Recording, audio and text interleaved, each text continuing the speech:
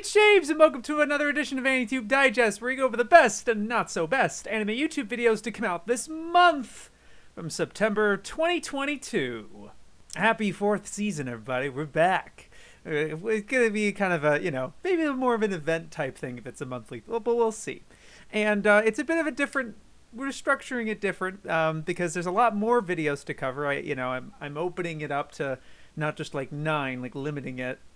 And so there might be some videos that I talk about that I only have like a sentence to say or something, but I want to be okay with that and at peace with it, because it's still kind of a nice deal that I feature the video in some capacity, even though it might take, I always felt bad when, the time I mentioned a video and I only talk about it for like 30 seconds or something, but I'm going to let that go and be happy that I'm covering more than 20 videos for this month, and just the ones that I watched and was interested in and clicking and such. So if you're thinking to come up, is what it is. But I'm actually going to split this recording in 2 parts. I'm recording this on the 28th of September, and I'm going to try to record the next one like more close to the end of the month, and then I'll include all the hour-long videos, really ones that are larger than a half hour, just because those are going to take me a little while. But we'll see how many. So far, I have 23 videos to cover, and let's get those started before I forget what they were. Psych! First, for the video that I thought was not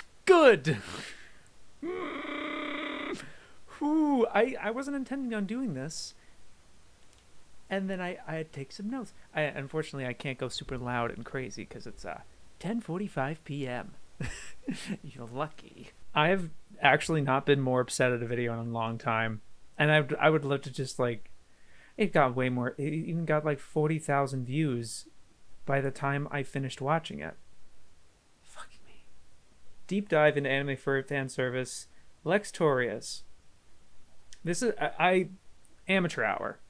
I usually try being nice and everything like that. I can't. I don't know if I really can with this one. This took way too much of my time too, so I'm my patience is thin. But I try usually be nice with creators, especially people I've never talked about before. But the dude almost has 1 million views on this video, which is like so basic, so full of misinformation, malpractice, like video malpractice, basically, in my opinion. There was way too much, and I have a ton of notes, and I just gotta go. I will probably be up till midnight doing this. I'm crazy, but like I also don't want to like lose this anger right here. Starts with a history of anime fan service, and the first one to have sexual fan service was Cutie Honey. All right, at first I was just like, okay, that's not bad. That probably is true. At least it's certainly a high-profile title. Although, in terms of the actual evolution of this, anime fan service, I really hate using this term, just sexual fan service and stuff, you should probably talk about manga. You should probably talk about Harenchi Gakuen. There's other things like Senyi Monogatari too. Other things. He doesn't bring up hentai a single time. I was actually waiting. I was like, 10 minutes in, he hasn't mentioned ecchi or hentai. And I get he maybe doesn't want to confuse his viewers or something of these Japanese terms or something, whatever. But never uses the term ecchi. And I don't think ever brings up anime porn. I don't think at all. And maybe that's just that's out of my range for subject. But no, it's not. I don't think.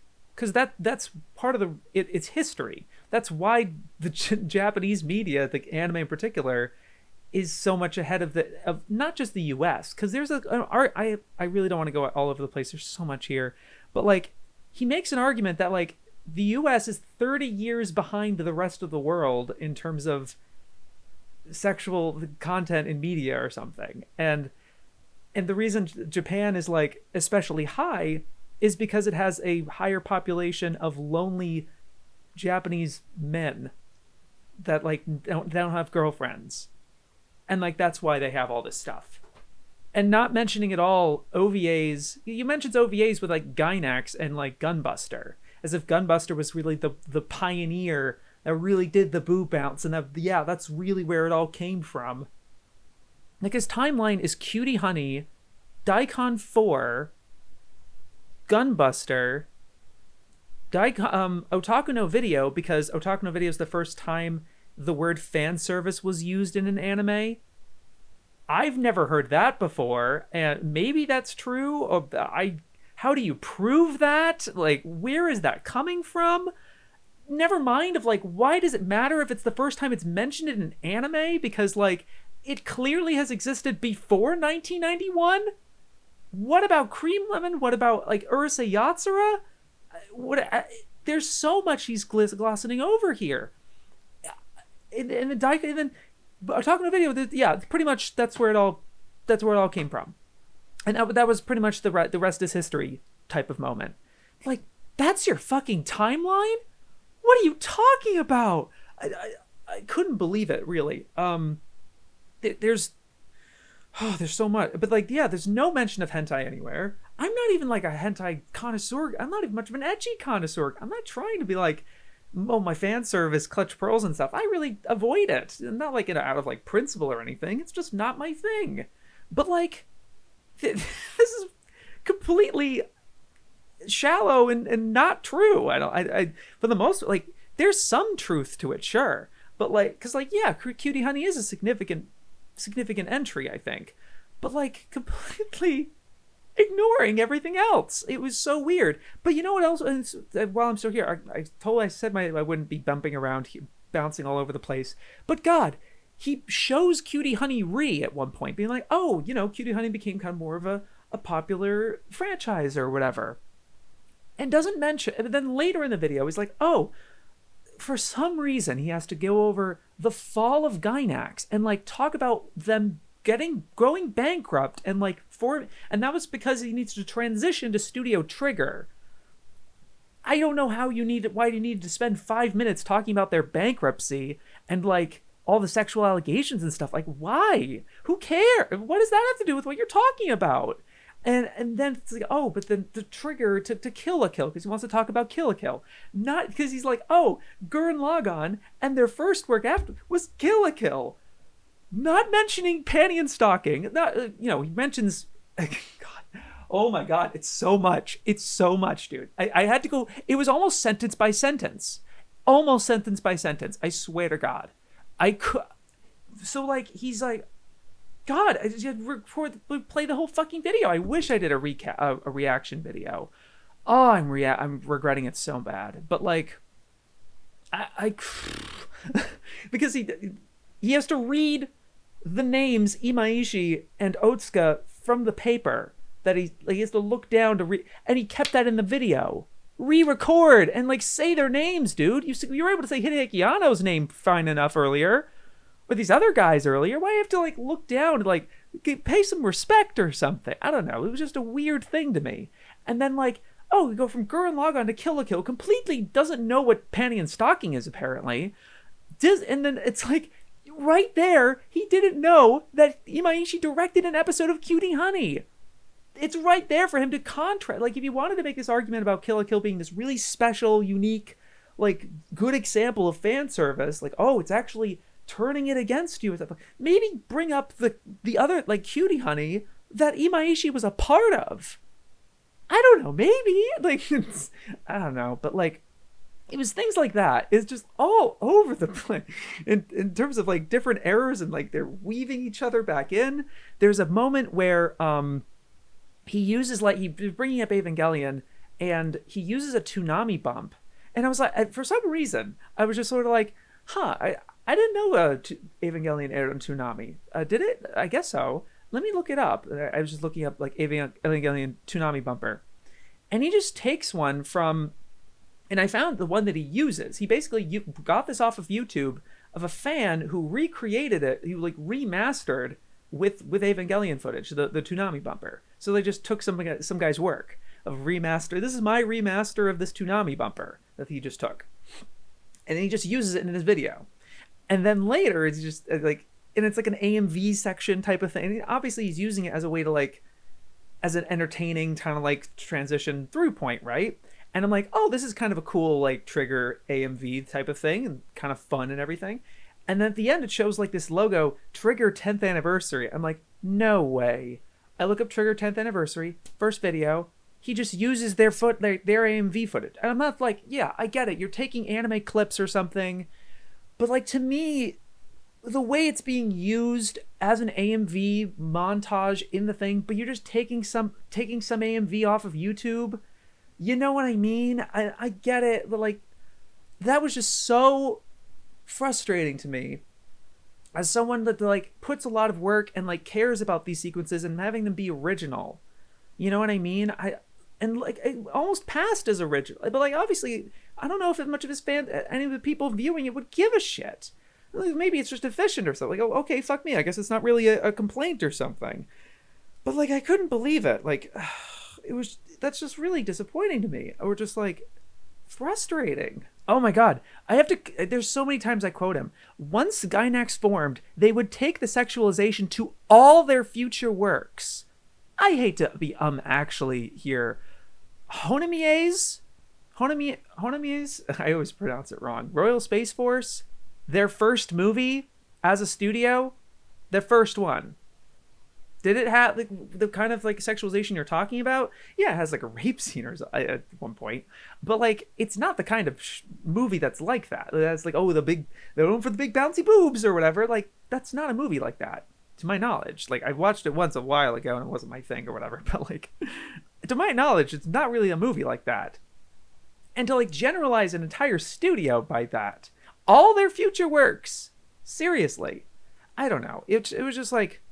There's some studios you could probably make that argument for. Pink Pineapple, for example, because most of their work is hentai. I was about to do the same thing, right? I try not to believe in absolutes, because you'll run into things like this, and it'll just frustrate people like me. You know, that it's just like, all of them, and he does that so often. He's using this like really hyperbolic language, and it's like, it just feels like script. You know, he's just, oh, you're raking the script for a video, and you're not thinking. There's so much of these sentences where I'm like, you're not thinking this through, or it clearly doesn't matter. It clearly doesn't matter if you're just going to get 1 million views regardless and not put any sources in the script. That's another thing, of course, you know, has this whole like set with like a couch and a green screen and stuff, and it's kind of a decent visual to follow. And I've said before that I think being on camera is a better, you know, way to follow through of what people are talking about, and he's on screen for most of the video, which is nice. But then he has like the visuals that show up in the back behind his couch, and there's some like graphs that come up and some sources, but none of that's listed in the description or on the video in any tangible way. Why not just put them in the description if people want to look this stuff up for themselves? Where did you get this idea? Where did you find this information that that Otaku no Video is the first use of the term fan service in an anime? Where did you get that? I don't get it. And it was just like, oh, it's like, that was the first time it showed up. Where is it? Oh God. Now, I will say it is highly unlikely to be the actual invention of the term, but then you're putting it on such a pedestal. It's the first time it's mentioned. And then he says, does use the term before any other mention of it online or in media that I found. Obviously, yeah, of course, there's some things to your knowledge, sure. But like, you don't think about magazines and fan clubs that this came out in 1991, and you really expect to find anything on the internet on 1991 that of record of the word fan service used in that way? It originated in fan clubs, most likely referring to Gunbuster. Gunbuster specifically. You're just making that assumption up. Not any of the fucking anime that came out from Cutie Honey in 1973, which is what you say is the origin point, to fucking 1988? That entire period of time? And I had a comment of like Mercury Falcon, like the Tezuka erotic erasure is insane. Manga erasure, just insane. The idea of anime magazines that have probably talked about this, insane. I can't believe it. And look, these are not niche things. I get that I might come off as some like really basement, like in iceberg level deep type of fan or something. But no, this stuff really is that easily accessible. This isn't some niche hidden knowledge a lot of us have. That's the thing. A lot of us have, a lot of people in our spaces and stuff like that, like, this isn't some guy that like, oh, but I've been a fan of this thing for multiple years, I just know more than you or whatever. No, it's not like a niche piece of information here. It's just not.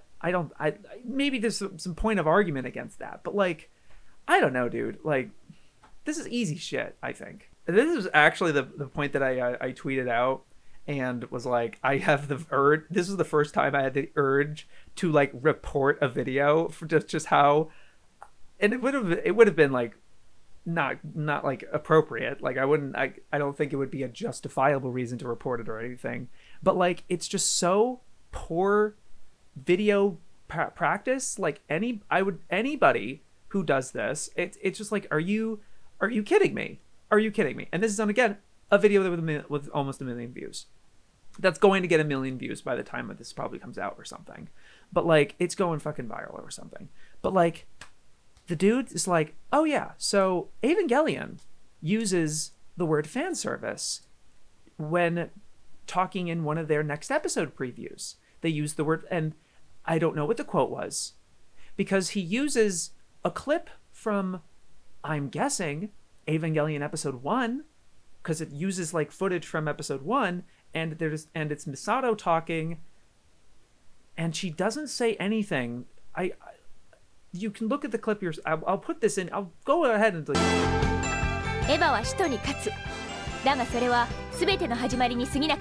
which is incredibly. Doesn't sound like she said fan service at all in that clip.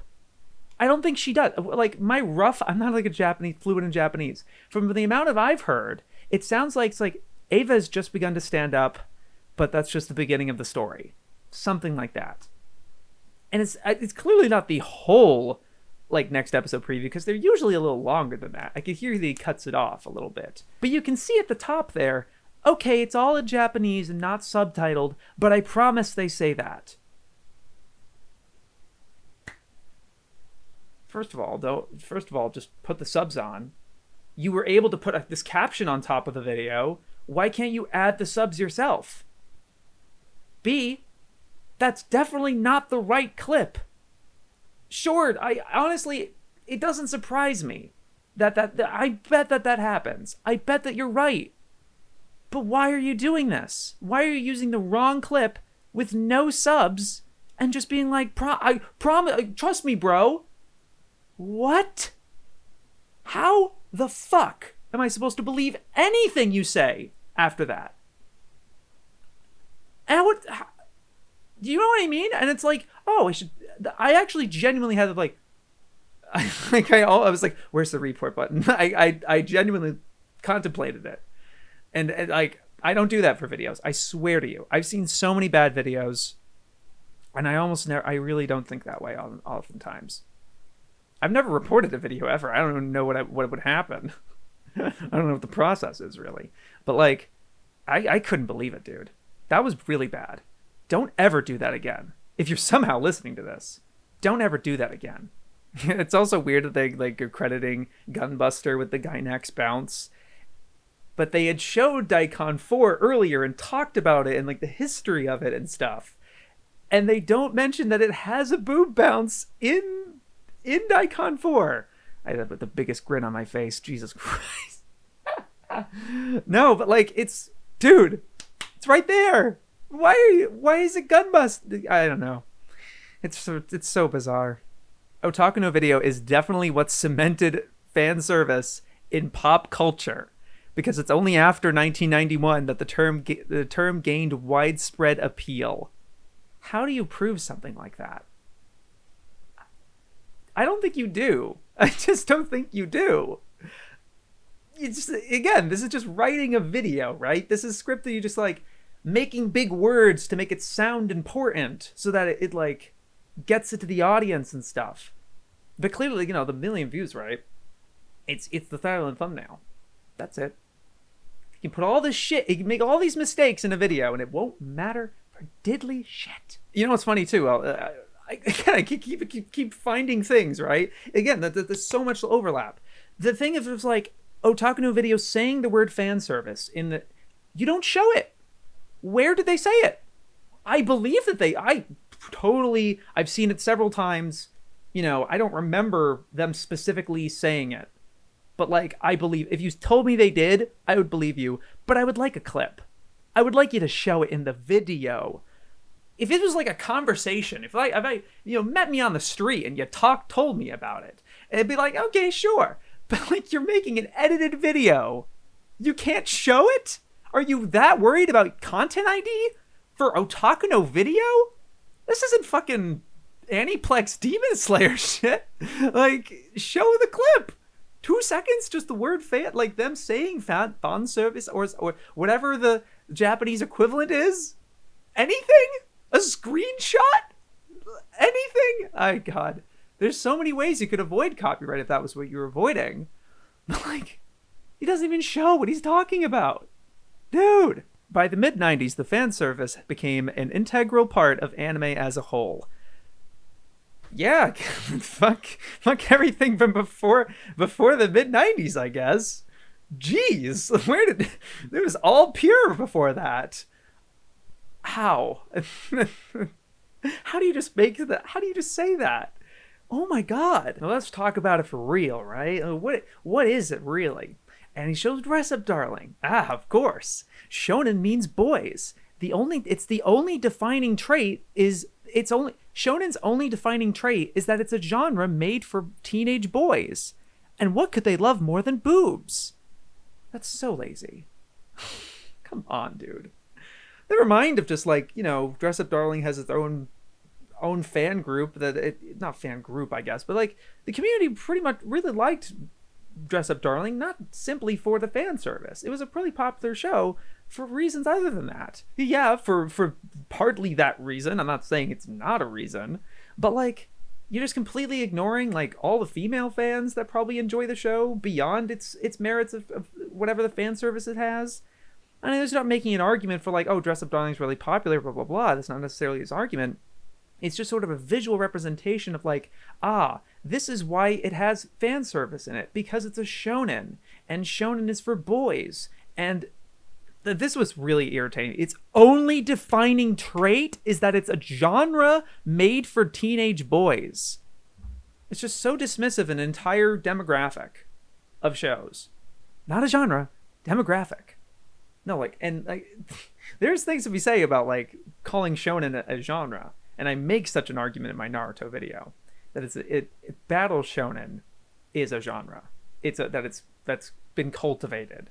But like, saying shonen, it's just like, yeah, especially when the majority of Japan's young men are overworked and single, with 50% of Japanese males saying they never had a girlfriend. And like, he does like the thing that YouTubers do, where like, their typical shot is them kind of this far away from the camera, and then it's a smash cut to like this close to the camera, and he does that when he says never had a girlfriend. It was just so weird to me. I don't know. It was because of course, with all this stuff that I've said earlier, it took me like a half hour to get through 8 minutes of your video. I'm on both my back feet. I'm just like, everything you're saying is whiplashing me, because it's like I'm on my guard. And that's what happens with videos like that, when you do this many mistakes, when you don't have your audience's trust. I mean, clearly you have some audience's trust if this is like a fairly popular video, but like, and that's why fan service is so prevalent in anime. That's why? I don't know. I to give a counter reason, this is all off the top of my head, the reason the fan service sexual fan service is actually so prevalent is just, it's one of many things that are prevalent in anime. Anime has such a broad variety and willingness to experiment and do a lot of wacky, crazy ideas and like do anything that it wants. And that could be the regulations or something like that.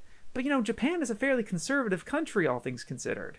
And I'm not trying to be some Japanese expert or something, but like, when he says very few other countries have the specific lonely male youth problems Japan has, and then complains about the US being 30 years behind other nations, the rest of the world or something.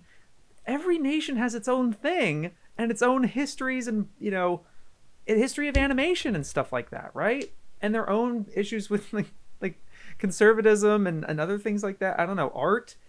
There's other reasons to it. It's a very complicated thing. I'm not expecting you to go over all of that in a video, to be honest with you. I'm not having these rocket high standards or something, but what I'm saying is you can't be making these big outlandish claims of like, this is why there's so much fan service in anime. Just don't make claims like that, I think, and just try to like find maybe a couple, like posit a couple of things, but really focus on what you really want to try to argue here.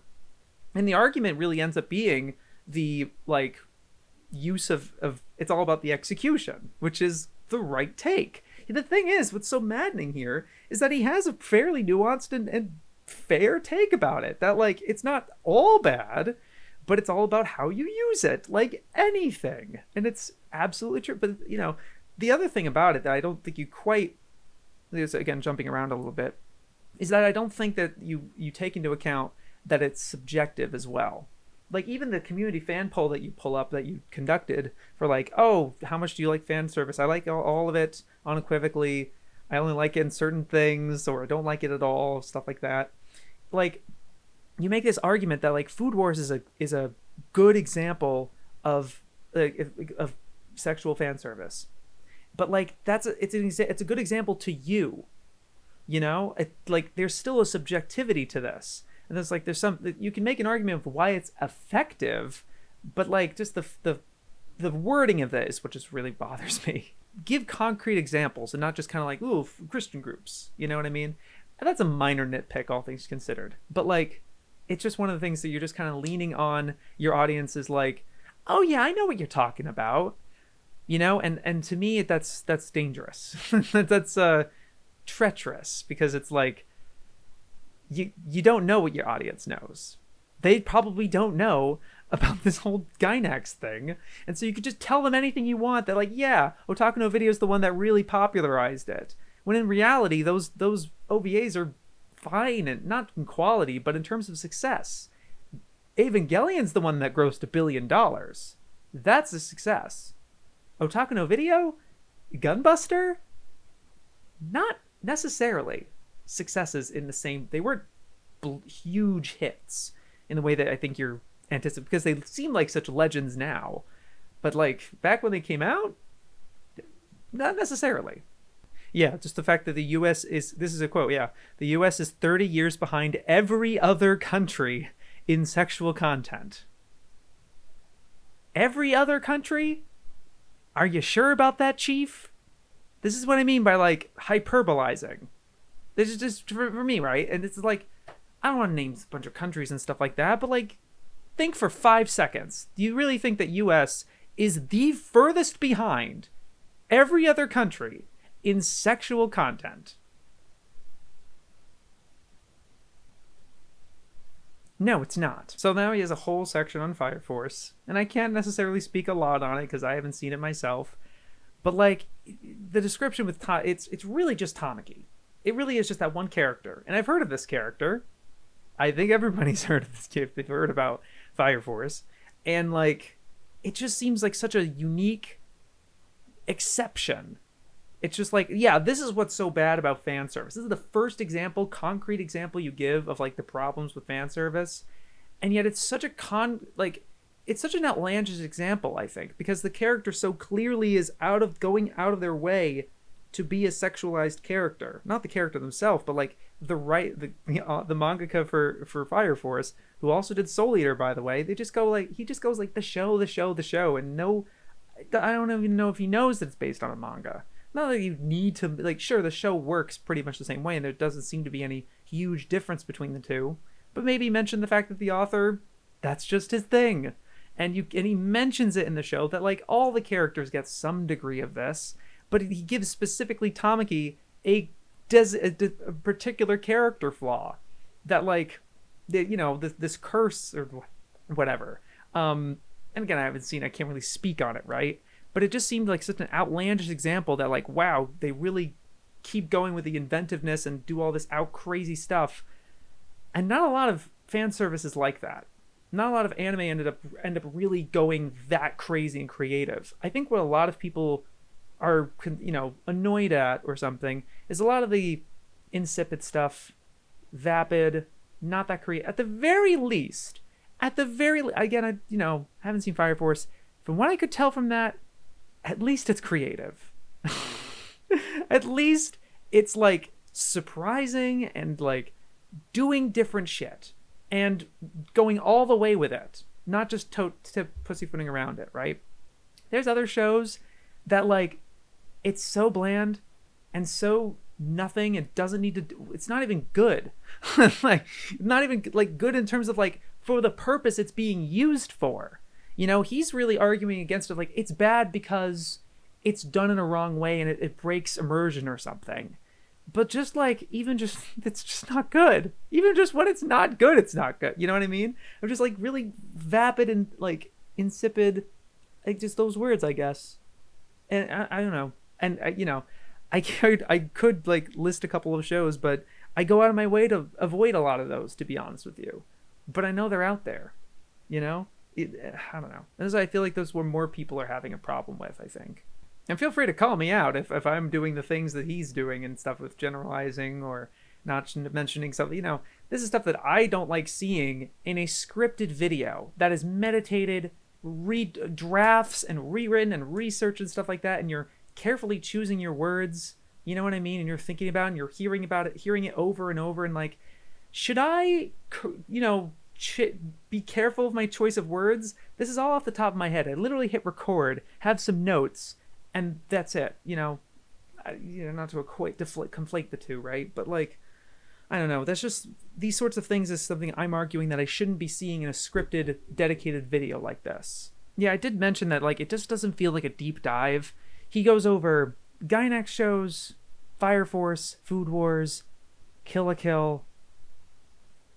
That's kind of it. He brings up, he like shows Dress Up Darling. He shows these like Dragon Maid a couple of times, right? But like it's not a deep dive in the same way that I think Pop Culture Detective could. I don't like, sorry to just try to compare two other YouTubers with each other, but like, it just made me think that like Pop Culture Detective would tear this thing apart. Not this video, this subject, eviscerate it. Because the way he does all of his subjects is he's talking over all these examples, example after example after example. He's not talking or mentioning any of them. Sometimes he does, but he's just going through this very systematic like breakdown of this subject and why it's problematic and why it's so incessant, like the everything nook and cranny about it, and showing example after example of it, just like showing you how prevalent it is. It's incredible stuff, and it takes a lot. It's a lot more effort. I get it, but like that was the thing. I was feeling like, man, I would wish something like that, where it's just like, and it has the the title and the name of the show. It's not some random like. There was a moment in this video, right, where he shows like Dragon Maid, and I can recognize it because it's Dragon Maid. A lot of people know that show, but then he shows this other thing of like talking about beach episodes, and he shows the one shot of a girl or something. And I kind of didn't know what the show was. And I kind of was like, what is that? I want to know what show that, not so I'll look it out, in the same way. But it's just, that always bothers me when you just kind of show a random clip of something that you're trying to give as an example and not like just a reaction shot. If it's a reaction thing, like, sure, whatever. You're not necessarily addressing the show itself. But if you're criticizing this show by using it as an example of like, beach episodes are a problem. And he doesn't really say beach episodes are a problem. He just is like, useless beach episodes. All right, sure, just throw a whole cool, but and he's showing this show as an example. It's like, what is that? You know what I mean? And yeah, it's just that his argument really seems to be mainly launched towards shows that have serious narratives but are putting in fan service during moments that deflate all. If you put a boob joke in, right, it's going to cut all the tension and stuff. I don't know. I no longer am invested in what's going on. First of all, weak shit. No, I'm sorry. No, it's just my thing, right? And he's using shonen in particular. God, there was another. It's so funny. You keep these criticisms like layer into each other like puzzle pieces. It's insane. But like, he literally goes typical shonen for Fire Force, typical shonen Food Wars, typical shonen Kill a Kill. Like every single major example he has, he just calls it a typical shonen. Interesting. But the thing with shonen, right, and a lot of anime in general, they're trying to be as broad as possible. They're trying to appeal to a lot of different things. They try a lot of different stuff. A lot of anime are very versatile series that are trying to be comedies, dramas, sci-fi, adventure, you know, a lot of different stuff. And sometimes that means you're going to be multiple genres within the same scene. Like, you're going to try to crack some laughs while this big dramatic thing is happening. I would imagine that he doesn't like One Piece because they crack some jokes during the middle of this like tense dramatic whatever, you know. And maybe it's like not necessarily the sexual, like I don't know, I can't think of that many examples of One Piece where like it's specifically a sexual joke that cuts through attention or something. But it just made me think that just like, what, they can't tell jokes during this sort of thing? And it's like, yeah, but it's assuming it's funny. Like, okay, sure. Now we're just kind of like wringing your hand. I don't know. It's just all over the place. But I think that's the core of this here is just that like he just doesn't like that they're in serious stuff. But these stories like Fire Force, they're not just trying to be serious. They're trying to also be funny. They're also trying to be adventurous or cathartic, or, you know, they're trying to be multiple things. And that's one of the best things about anime. I think why it's been so successful, because it's so multi-purpose and broadly appealing. And so it's a lot of people can enjoy it, not just teenage boys. Just because it's shonen, that doesn't mean that that's why it has sexual... a ton of things have sexual fan service in them. Tons. And it's like, yeah, happens to be shonen. Sure, it's a reason. But you're also not mentioning that like, these are popular stories because a ton of people are watching them. A ton of different people are watching them. Of all different ages and genders. Yeah, just the hyperbolic stuff. The worst fan service elements in anime, the ones that turn people against it entirely, are when it's put into those types of scenes anyway. Like, it seems to be that's the only problem. But I feel like that's not, especially when you get towards the end of this video, and he just rapid fires like 5 different other reasons why people might not like fan service. And like, it seems like he's wording this in a way that he has a problem with them too, and it's the worst. It's like, why are these being glossed over so much? Beach episodes, sexual assault, all the characters look like children, you know, or are children and stuff. It's like, can you just, I have to mentally age them through him. Makes a fucking FBI joke again. Not it for him again. Like, the same kind of FBI joke you've seen in all types of other fucking videos. I'm literally lost in my fucking notes, dude. I took so much. And I don't know how well this turns out. It's just like, I'm just a rambling madman at this point. This video fucking broke me, dude. Like, and it was one of those few times too where it's like, it was a subject done so poorly that I'm just like, God, I just want to make this myself at this point. But I don't have to, because I know Beyond Ghibli made a great degenerate video about hentai and about sexual fan service. You know, not the most definitive in the same way, because I think half of that video is just kind of recommendations in terms of like shows that use it in an effective way. I still think that's a way better video than this one, but at least that one has like a decent history of hentai and stuff. And just has it the right tact with it, and yet has probably a quarter of the fucking views. It's just not fair. Because to a lot of people, including its creators, fan service is still childish and immature by its very nature. Including its creators? Do you have a quote to back that up? Are you gonna mention them? Like, where are you getting that from? Just assuming creator intent like that. I'm sure it's a safe assumption, but like, god damn it. We just went over this. Not with you, but like, oh my god. We know that fan service isn't added to a show for the same reason the other elements are. It's to please the audience. It's to service the fans. And the other elements aren't put there to please the fans? To please the audience? What do you think the music's for? Or the animation, anything. The drama and like the serious stuff, the plot, the other element, the fan service isn't added to a show for the same reason the other elements are. It's to please the audience. Everything put in the show, that's their intention. Or not just to please the audience, but maybe like make them think certain ways or whatever. And the fan service can do that too. So the fan service is always put in with way less thought than any other element of the show. Can't assume that. Just can't assume that. There's so many also aspects to the sexual fan service that he does. He says he goes over it pretty thoroughly, but I don't think he even touches upon like the execution visually of it. Like the visual language of just like, how do you depict a panty shot?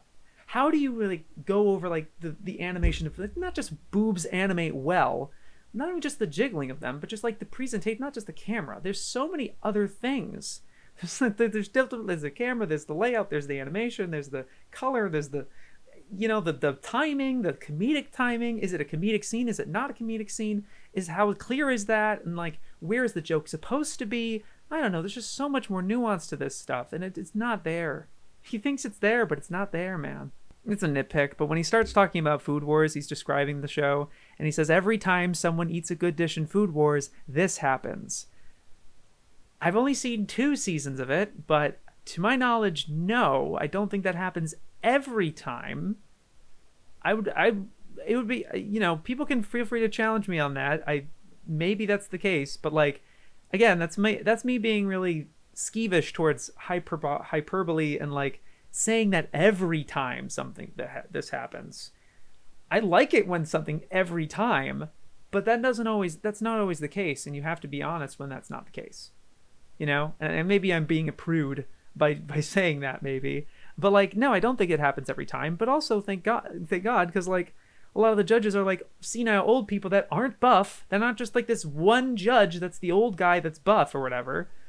I remember there's other kind of random faceless judges that like they don't really get anything either, but maybe that's because they weren't good food. I don't know. I got really bored of that show because it gets predictable really quick. That was my, the thing was just like, oh, it's such a, he argues it's such a good plot device because it's like, how else do you show how good the food is? Completely ignoring the genre of food anime. There's so many other anime that came out before Food Wars that's doing this exact same thing about a competition of food and admiring food and exploring it, analyzing it, and like being about food and tasting the food, but finding ways to invite the audience into that. And this is it just so happens to be sexual in this instance, but there's so many other creative ways that other shows have found to do that. It's so much. It isn't the only way, I don't know. It's just not, especially if like for Food Wars in particular, where like, no, not to prude on the animation show. It's been years since I saw it back in 2015. But I remember the second season especially, it's just a freaking moving manga thing. There's hardly any animation to it. There's something to be said about just like, yeah, it's funny as a gag. They get their clothes blown off. But like, in what extreme? In what extent? In that scene that he shows in this video of the very first time that it blows off, because, he just downloads episode 1, I guess. Clothes blow off. And what's the effectiveness of that scene? It's the animation like behind, kind of having the facsimile of just like, the meat juices kind of being a substitute for something else, and as well as the music being like very sweeping and like orchestral, and of course the seiyu's performance as well. There's a lot of different things going into that's making it work. That's not necessarily just because it's sexual. There's things about it that are making it effective, and I don't think he really goes into that. But like, there's so much more creativity in food anime that like, it's not just blow the clothes off and it works. And I don't know, it's just really reductive. I feel like if anything, Food Wars might have been a counterexample for some people. This is subjective of like, just because you think it's a good example of that, it might not be for other people. I don't know. It's just, maybe I'm being too hyperbolic about this myself. Food Wars is very open about being so sexual. From being honest, I don't really recall a time where the characters acknowledge that of these fantasies. It's more of just like because most of the time it's not real. Almost all the time, I don't think it ever happens for real that they're actually getting their clothes blown off or anything like that. At least I don't remember. I'm pretty sure it was all supposed to be fantasies and stuff. And it's not like the characters are being like, oh my god, my clothes got blew off. You saw me naked. I don't think any of them have that. It's just a thing that happens, I think. Like, it could be, again, years since I saw the show. But that's what I recall. It's not like open about being so sexual. I don't know what he's talking about. Oh, when he finally gets to Kill la Kill. What separates Kill la Kill is everything other than the surface level, other than that surface level plot. Like, he describes what it's about, and then he's just like, what separates it from everything else is everything other than the surface level plot. Except, look, I haven't seen Kill la Kill, but I do know from just like the clips that I've seen and the shots and the being on the community and like people sharing these things, I know that it's taking from Sukeban Deka. I know that it's taking from a lot more than just typical shonen. It's not just typical shonen. It's taking a lot of other stuff. Aim for the Ace, shoujo series, you know, like it's melting pot, and it's a lot of these other things, and it's not just it's not like it's separate. It's so unlike any other anime. Not really, and that's fine. That's actually a good thing. I actually like that it really is embracing how anime it is and taking from all these influences. That's exactly what makes Gurren Lagann so great. Anyway, it was just really annoying. But yeah, it just felt weirdly disingenuous to single out Kill la Kill as the shining example of like, this is how you do fan service well, because it's such a rare example. A lot of shows can't make it to that imaginative and like craziness and like the skill that Imaishi has and everything like that and what it could be. I just feel like there's other shows that are just not aiming for that, you know, and that's what a lot of people have problems with. It's just like a lot of it is so much of the same, or just like very vapid and like nothing, but they're trying to put in this fan service anyway, thinking it's going to work, but it's just not executed that well. It's that sort of thing, I think. But it was just so weird to me that he's just like, yeah, this is what a lot of other shows could do, or something. This was the vibe I was getting. Just like, we need an, oh my god, I haven't heard this in a while, but I feel like a lot of the bad anime YouTube videos have it, where it's like this delusion that the fans talking about it is gonna make the anime better. It's gonna make anime, you know, the anime can get in the right direction as long as we talk about what it could do better. I'm so sorry, that's not how it works. I mean, there may have been examples somewhere where audience feedback plays a factor in some way or another. Of course, Mushoku Tensei, you know, with like, I forgot the name of the friggin' website, but a lot of where the light novels are coming from, that, you know, that's all based on like weekly chapters and stuff, and there's audience feedback in that instance. There's something to be said about that.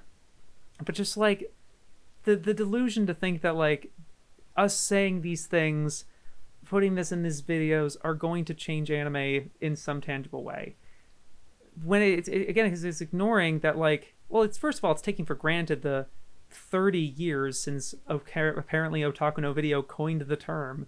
And they didn't invent the term, but certainly made it popular, and now it's ever since then.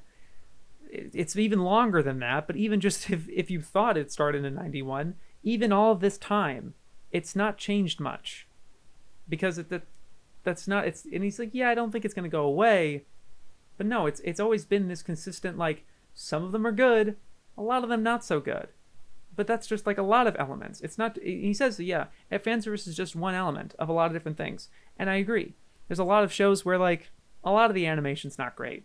A lot of the music's not great. A lot of the directing, fine, not great. It keeps going. Mediocrity in general. You know what I mean? That's the same with anything, I guess. So it just, to me, it doesn't make much of an argument, where it's just like, oh, they're all, you know, there's gonna be, I don't know. Maybe I'm just tired, maybe. It's 11:46, losing my mind, recording for an hour. Maybe there's something like that. There's something to be said about it. But hey, at least he shouts out Study of Swords. Links it. That's like the only link in the description is the his playlist. But there's no other sources. Cool. But it's not like he cites Study of Swords. It's not like he like takes anything from him. Maybe he did. Maybe he did say something in there that, like, because I still haven't seen that list of videos, and I'm so sorry, Study of Swords.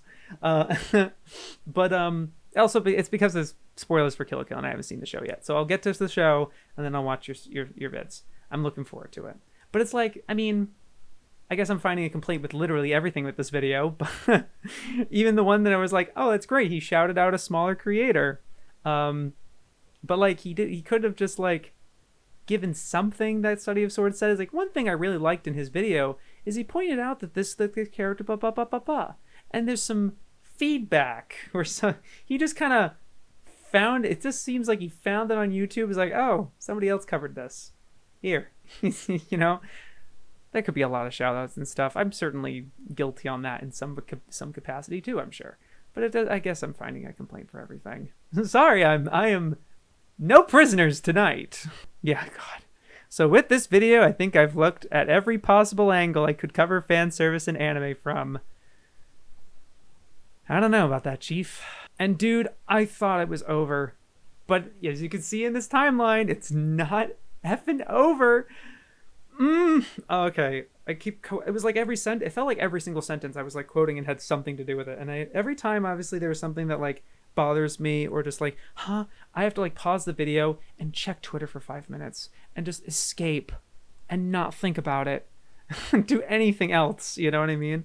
It was just so rough for me. Oh yeah, woe is me, I guess. But like, yeah, the quote exactly, I said this before. Instead of complaining this has too much or the show is ruined because of it, we should instead ask ourselves, how could it be done better? And yeah, I like that, but it isn't really the issue, because the art has been made. It's already made, that's it. You know, and you can complain that it has too much fan service, and yeah, you should have more nuance in terms of like what could have been better, or maybe just really break down the particular problems with this thing or whatever, if you want to dwell on that. But what I think he's trying to say here is that what could have been done better, I would say, why don't we dwell on the stuff that like, why don't we uplift the shows that actually did a good job instead of complaining about the bad one? You know, like kind of take up the argument of like everyone complaining about this one seasonal show. Why don't we talk about the seasonal show that's actually pretty okay, guys? Let's give this one a spotlight instead of constantly complaining about this other one that's popular. You know, that's the conversation I would like to make. But like in terms of like what could be done better, I get it, but it's more like the show itself is, if the art is made, there's nothing you can do to change it. I don't know. Maybe I'm being but it was just weird of like improving the art. So I was like, we can improve the art, and I don't know. Yeah, this is so weird. If you want to be lighthearted, add all the sex jokes and pervy moments you want. But if you want to be serious and dark, get the boob jokes the fuck out of there. I mean, just a second ago you were complaining about Maid Dragon, a show that, you know, is trying to be lighthearted, and you can add all the sex, you were still complaining about it. All the beach episodes, when they're doing a beach episode, that's supposed to be like a breather, like a lighthearted breather, and they can add all the sex jokes and pervy. That's what you're saying, but you're still complaining about beach episodes directly after that or before that, before you say this. And in sexual assault, like that's a serious thing, regardless of like what tone the show is going for, and it shouldn't happen if it's like, unless it's something that like is a dramatic device for you know, like belladonna of sadness or something. But like, you know, for levity or a joke, and yeah, I get that's a completely different issue, regardless if it's lighthearted or not. But like that just seems different from like, if you want to be serious, if you want to be lighthearted, do all the pervy jokes you want. But I don't know, it's a different issue you're putting here, and you're rapid firing through them at the end of the video, at the end of the 40-minute video. Where did all this come from? Like, yeah, you should probably elaborate on that stuff a little. Maybe talk about Mushoku Tensei a little bit instead of just showing it off, right? And complaining about it. No, you dead ass. You dead ass were saying, like earlier, I just realized this. You saying complaining this has too much fan service, the show is ruined because of it. And then like the way you're just showing off Mushoku Tensei is like this show is bad or something. That's what that was coming off to me as. The way that you're presenting that and like bringing that as an example and stuff. It's like that's exactly what you're doing, and you're complaining about it. He keeps going back and forth with this stuff. This might be the most egregious. It's a contest. It's a real derby of which one's like the worst thing he says here. But like, this really was like, ooh. Thank God you put this at the end of the video, because I actually might have just clicked off if it was that, you know. I don't want the show feeling like it's made for 12-year-olds up until the moment you show me softcore porn. You know what this read to me as? Of just like a general diss at animation and anime. Like, you know what? You don't want it to be fucking colorful? You don't want it to have, like, big eyes? Or, like, what are you talking about? And also, why are you then watching the show that looks like it's made for 12-year-olds? If that's what you think of it. Like, what are you watching it for then? If it's made for 12-year-olds, if that's what you think of it. Do you know what I mean? Just that thought, that attitude is just like, hey, what are you trying to say here, right? And also, the shows can have problems with fan service when they don't look like that. I don't know, and I guess that's not, I guess he's saying that, but I don't know. And directly after that, he says, nobody was about to recommend interspecies reviewers before they saw a titty. What that tells me is that the fan service doesn't fit. It feels out of place in the show. You've got to match the level of maturity, or else don't consider putting that level of fan service in the first place. Except Kill the Kill is fine? That show's fine, even though that has that art style? It's in fact probably arguably more cartoony than interspecies reviewers? Are you seriously arguing that interspecies reviewers, where the premise is they go to different brothels and have sex with these creatures, like it's pretty much a hentai, you can't take it seriously because of the art style? Like it doesn't, like the fan service just doesn't fit. What, were they just not going to put fan service in the fucking show about like different creatures being sexually attractive to these guys, and they're literally rating the sex of how good it is? Like, maybe I get the premise of the show wrong. I haven't seen that show either. Maybe I have that incorrect, but like, I believe that was what the premise was. Are you seriously making this argument right now? I have just the biggest evil smile on my face sometimes. It's really bad. I don't have to work on that or something. I don't know. Now, to be fair, he does push back against the anime is trash and so am I talk, because he's like, it's garbage. But for kind of the wrong reasons, because he's like, people who say anime is trash and so am I, to try and infer that every show with nudity in it is dumb male pandering. I don't know. You guys tell me, is that what Garnt means by that? Anime is trash and so am I. I'm trying to infer that every show with nudity in it is dumb male pandering. Do you really think that's what Garnt's saying? I don't know. It just doesn't seem right. I couldn't tell you precisely what Garton's saying. I don't want to speak for him. But like, because I don't really like using that term either. But like, to me, it came out, like, trash as so am I.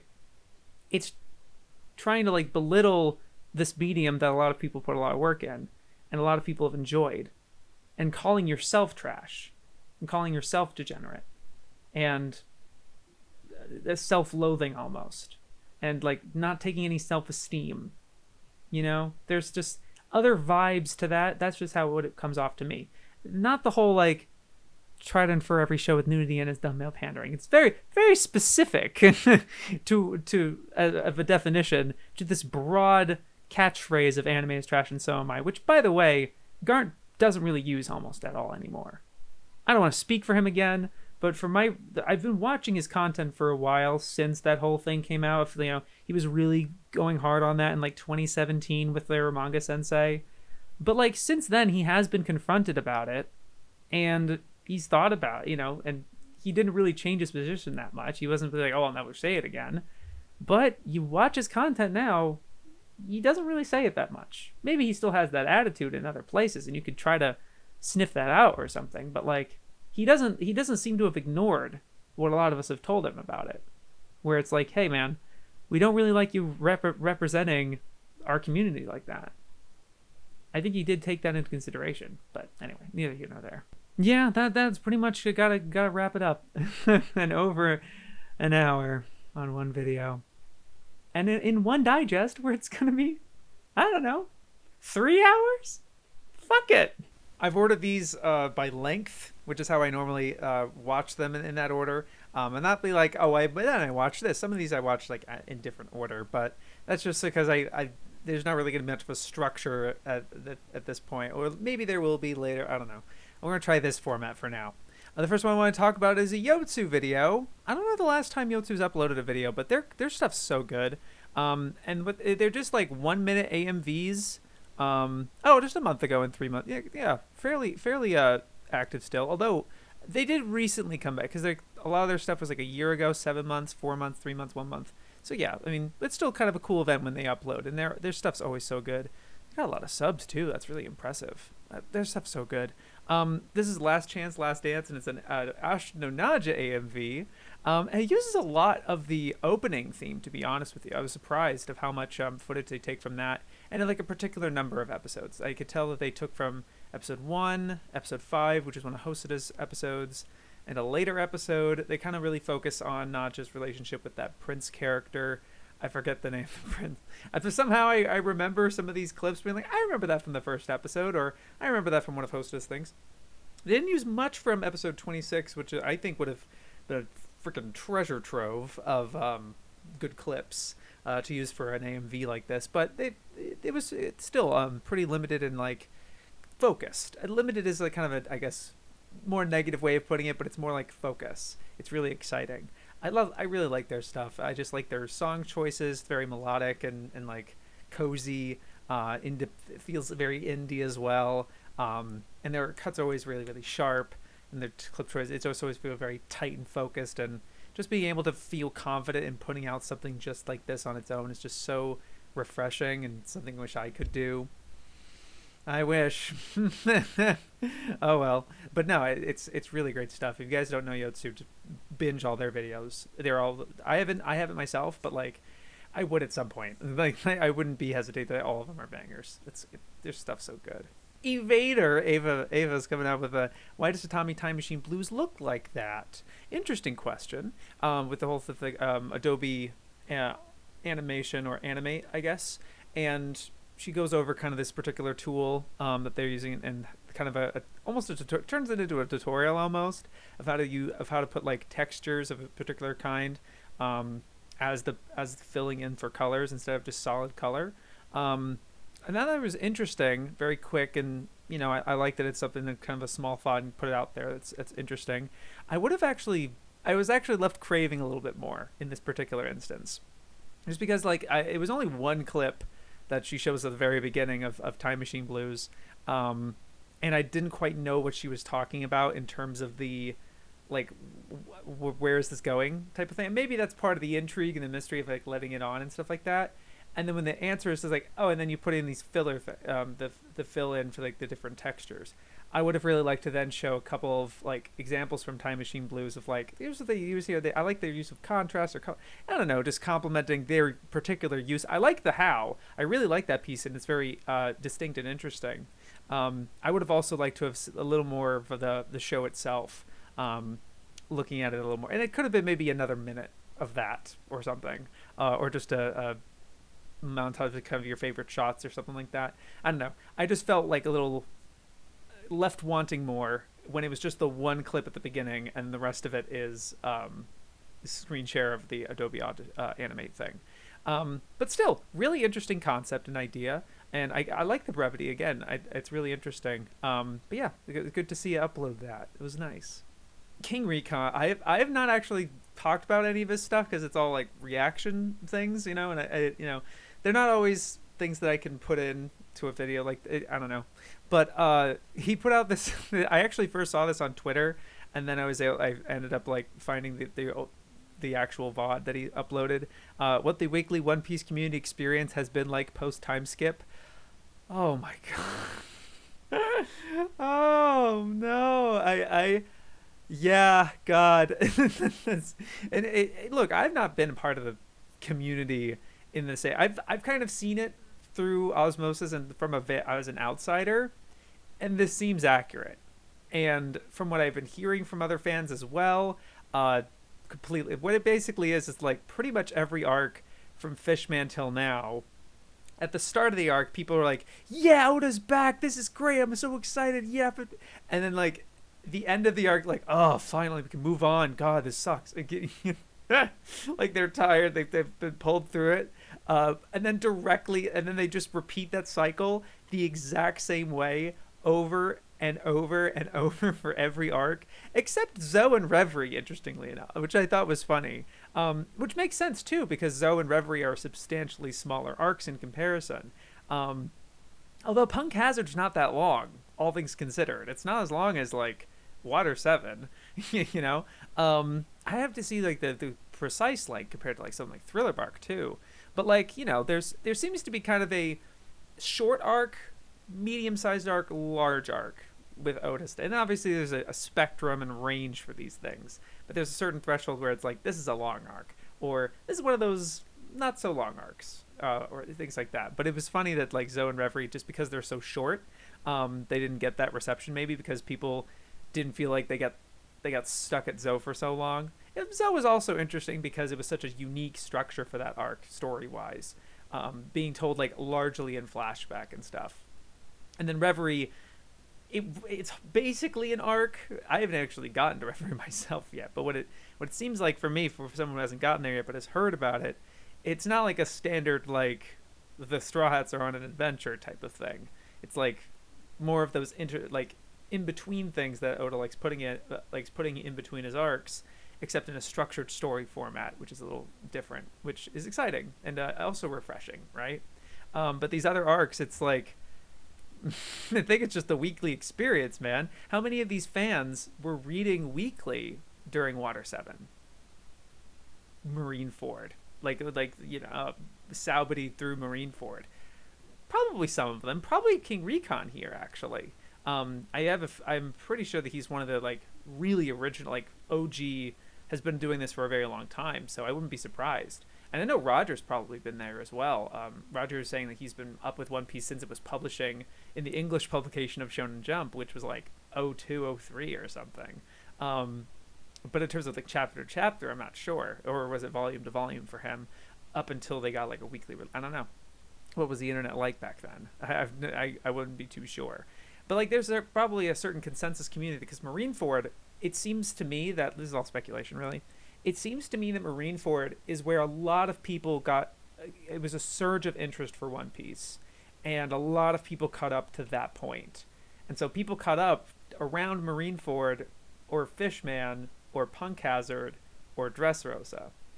Around that range is where a lot of these people caught up, and they probably didn't have any problem with when they binged the arc, which is, as it's, you know, it's not like the intended, I don't know, there's this weird thing of like, what's the intended way of reading One Piece? Was it the original way of a chapter coming out every week, or is it by volume at a certain period or is it kind of however you want, you know?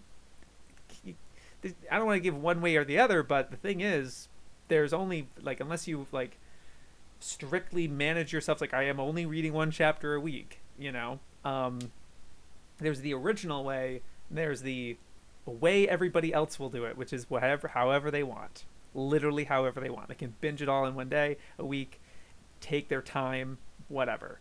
And it does seem to me that latter way ends up being the one that people have a better experience with. If they take their own time and their own pace with it, they come with a much more nuanced and it's balanced, maybe. I don't know. It seems to me that way.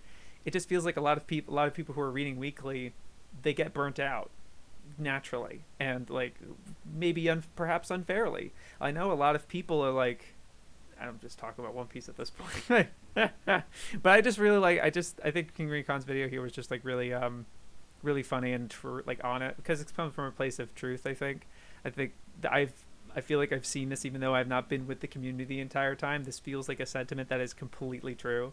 For at least for a good majority of One Piece fans. If not, you've encountered people who are like this.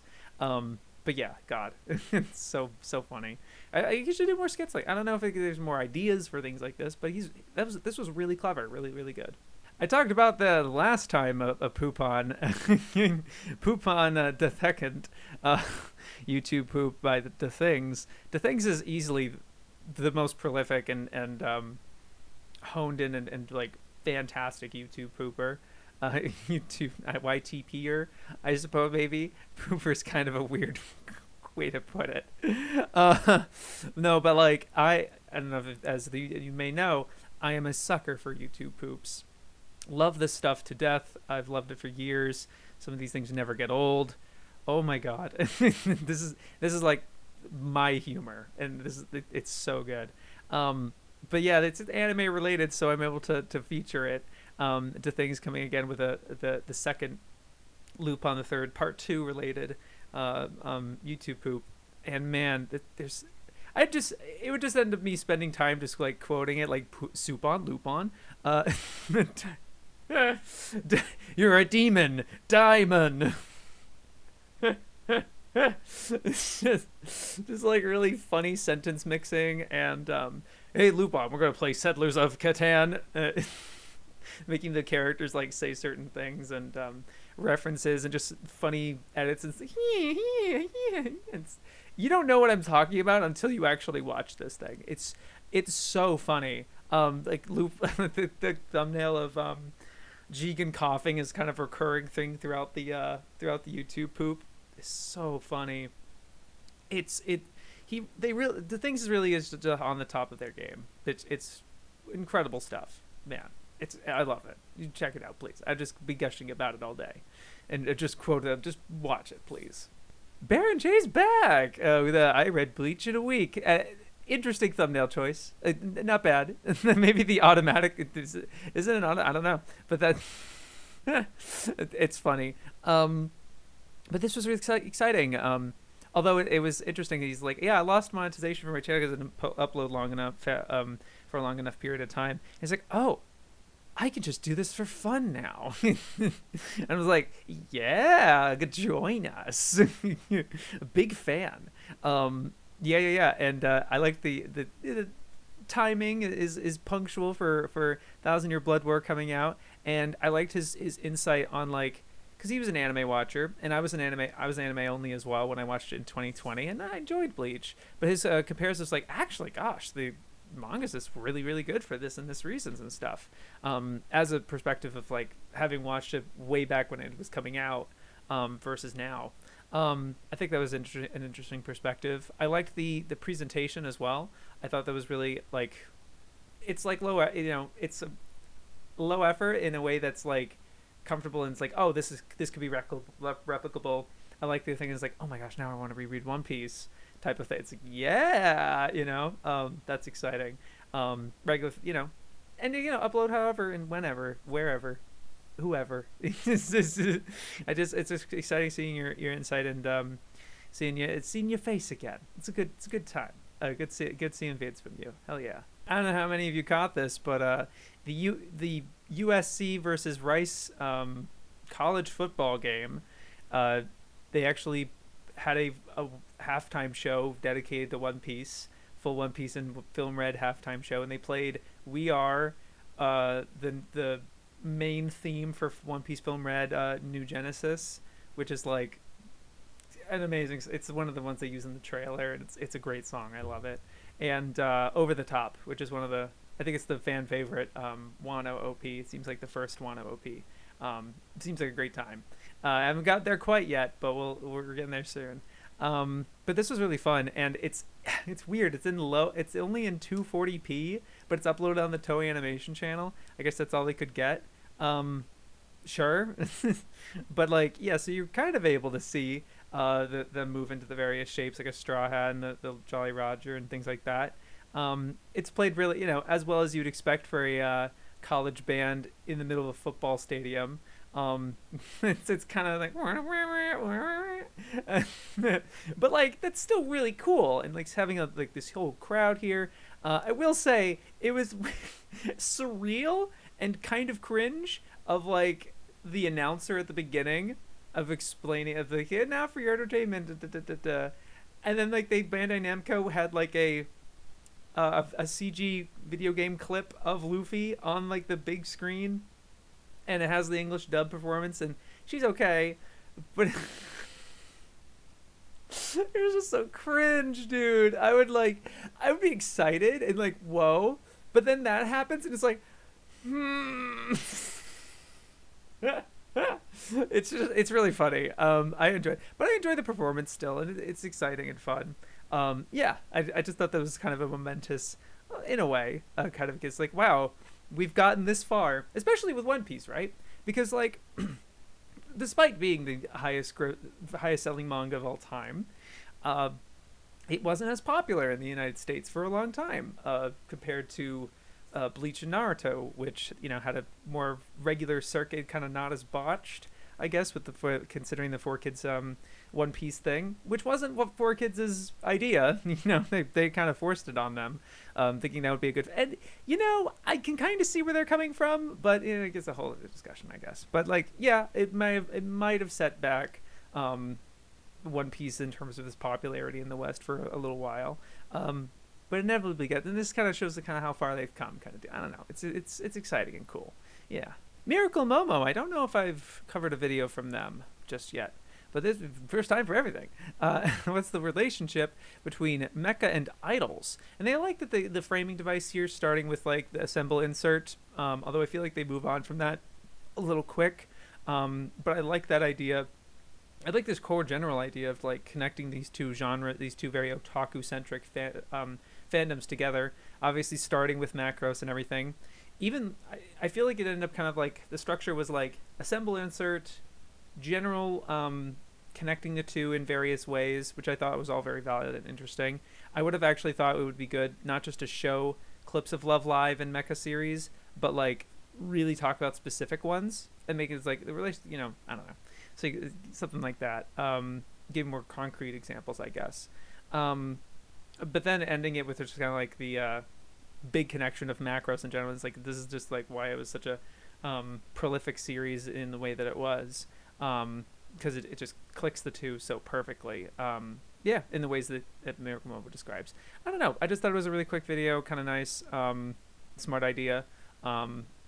I personally would have just more fleshed out of assemble insert and get the history and stuff, and then connect with the connections together maybe, or something. Or maybe you can assemble insert at the end. I don't know. I wasn't the most satisfied with the structure of it, I guess, but the substance is awesome. But yeah, I'm a big fan. It was good time. Nice vid. KrisPNatz, the problem with anime girls too much, and yeah, it pretty much sums it up there. His whole thing is just the market's kind of oversaturated when it comes to talking about anime girls, and people's love for them, and he just wants to being bi, people kind of question his bisexuality. Yeah, this being Bisexuality Awareness Week, he was able to kind of use that as a vehicle. Just the reason I'm mostly talking about guys is because I feel there's enough of girls out there, but I could do the same thing with girls, but it'd just be the same thing that everyone else is doing. So he just feels he's filling a niche, basically, which I think is great and totally valid and interesting and smart. But then when he's saying of just everyone's obsessing about these characters in that way, I don't know what circles he was following really, or maybe it's just a general atmosphere or something. But just on YouTube, for me at least, I actually don't know if there's that much in terms of the way of I love this character so much and explaining why in an emphatic way. I feel what you more often see is trying to validate and why they're actually a really good character, guys, instead of just an emphatic I love this character for this and this reason, which I feel is the stuff that KrisPNatz makes, and that's what's refreshing and valuable. But that thing for the other side, actually, I don't know if that, maybe again I just don't realize it or something, but in fact the things he's describing that he thinks he sees too much of was something that I was going to do with my Naruto video, talking about the concept of best girls and using Hinata as that subject, and having my own kind of specific analysis of her character, not a character analysis, but things that I just feel people don't do that often, going really in depth on her design and why I like it so much, or just her, all of that, in terms of just her design and as a character that interacts and acts in the story, and seeing them on screen makes me excited. And it isn't just simply she's actually a good character, you guys. You know what I mean? I actually felt that was something that was missing from a lot of analysis, and I kind of go into that. So in a way, I disagree with what KrisPNatz is saying, but I actually do think he has a fair enough point. Also, it's just I'm not interested in that sort of, and also just using it as a way to give more tangents to bisexuality awareness and things like that, which is all subjects that are really fascinating, but it's stuff that completely, it's I couldn't start to make heads or tails. Not trying to, I don't understand, not chaos, because he actually mentions that, which is bisexuality is always framed as chaotic, which is and so I'm able to follow all of his points. I'm not really saying that. I'm just saying I couldn't explain it back to you. You know what I mean? I wouldn't feel comfortable representing him in that way. I'm just like, I know what bisexuality is all about. I mean, I have a basic idea, right? But like, he seems to have way more of a nuanced, emphatic, like very specific, real, like lived in experience, because he's bisexual, and he's showing his frustrations with like, everyone thinks I'm gay, or like, you know, that people, is you have to like prove your bisexualness. That those frustrations were really interesting to hear about. And that was ended up being the thing that I really liked about this video. And not as much of just like, I didn't really feel like it, in terms of like, why don't you cover anime girls as much as you do anime boys? The Anime Man talks cyberpunk edgerunners with Studio Trigger. Otsuka, the president of Trigger and executive producer on this show, and it's being published by Netflix Anime, so real slick and everything. They know, they've seen his stuff, or maybe he suggested it or something, Joey. But this is, you know me, I'm a sucker for this sort of stuff. His interviews have normally been a lot longer. But I obviously there's something to be said about like this being sponsored by Netflix and at Netflix's studio, and you know it's all like very approved by Netflix and everything. And it reminds me hearing of something that BaronJ Japan was talking about, where on Japanese television you have to be unequivocally nice or just like impressed with everything, and you can't be the slightest bit hard pressing or critical. At all, and maybe find ways or something like that, but like it has to be sanitary, and this kind of felt like that. But I was still happy that Joey was able to ask very interesting questions, and Otsuka had very good answers. I still think the interview itself was very valuable, although yeah, it's not lost on me that like this can't be something that like you can really ask a lot of very candid questions, something like not that I'm like super curious about this sort of thing, but how much royalties is Trigger going to get from the newfound success that Edgerunners has had? Because it seems that Edgerunners has really spiked to popularity in the game, and the quality is that, you know, it's a success. How much is Trigger going to benefit from that? You know, we'd hoped that they would, right? I don't know. Or did they have a one-time fee like we got a commission to make it, and that's all we get, no matter how ludicrously popular and profitable it ends up becoming? Don't know, and that might not be a question that Netflix is willing to have them asked, which is fair. I get it. Like, you know, when you're a company, you want to have control over the messaging. You know, you just, like outsiders can talk about how they can have their own discourse, and news outlets can cover certain things however they want, opinion pieces, whatever. But like being too candid, I think, is a potential detriment, because it ends up like, okay, you give them an inch, they'll take a mile. You know, it's going to start to go further and further in. You do have to set up some boundaries and walls, you know what I mean? And finding that depends on each company.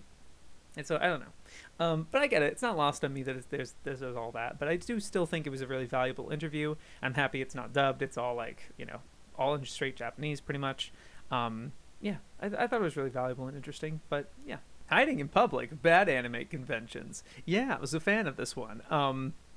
It's a different format for him, where it's a lot more kind of standard YouTuber-y, I guess, like storytime YouTuber almost. And it does have those like illustrations and things like that, like his avatar, and a little more polished. And he's explaining this at the end, which is, I always like how candid he can be when in his video creation process at the end there. And talking about this experience with this one convention in Austin and how they could be better.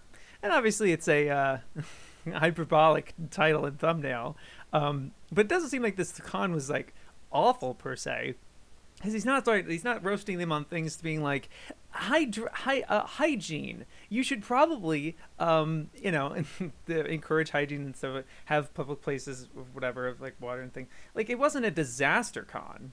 There have been really bad convention. This was just more of just like him comparing this local con to Anime Expo, which is, you know, and there's some people who give cons to Anime Expo as well.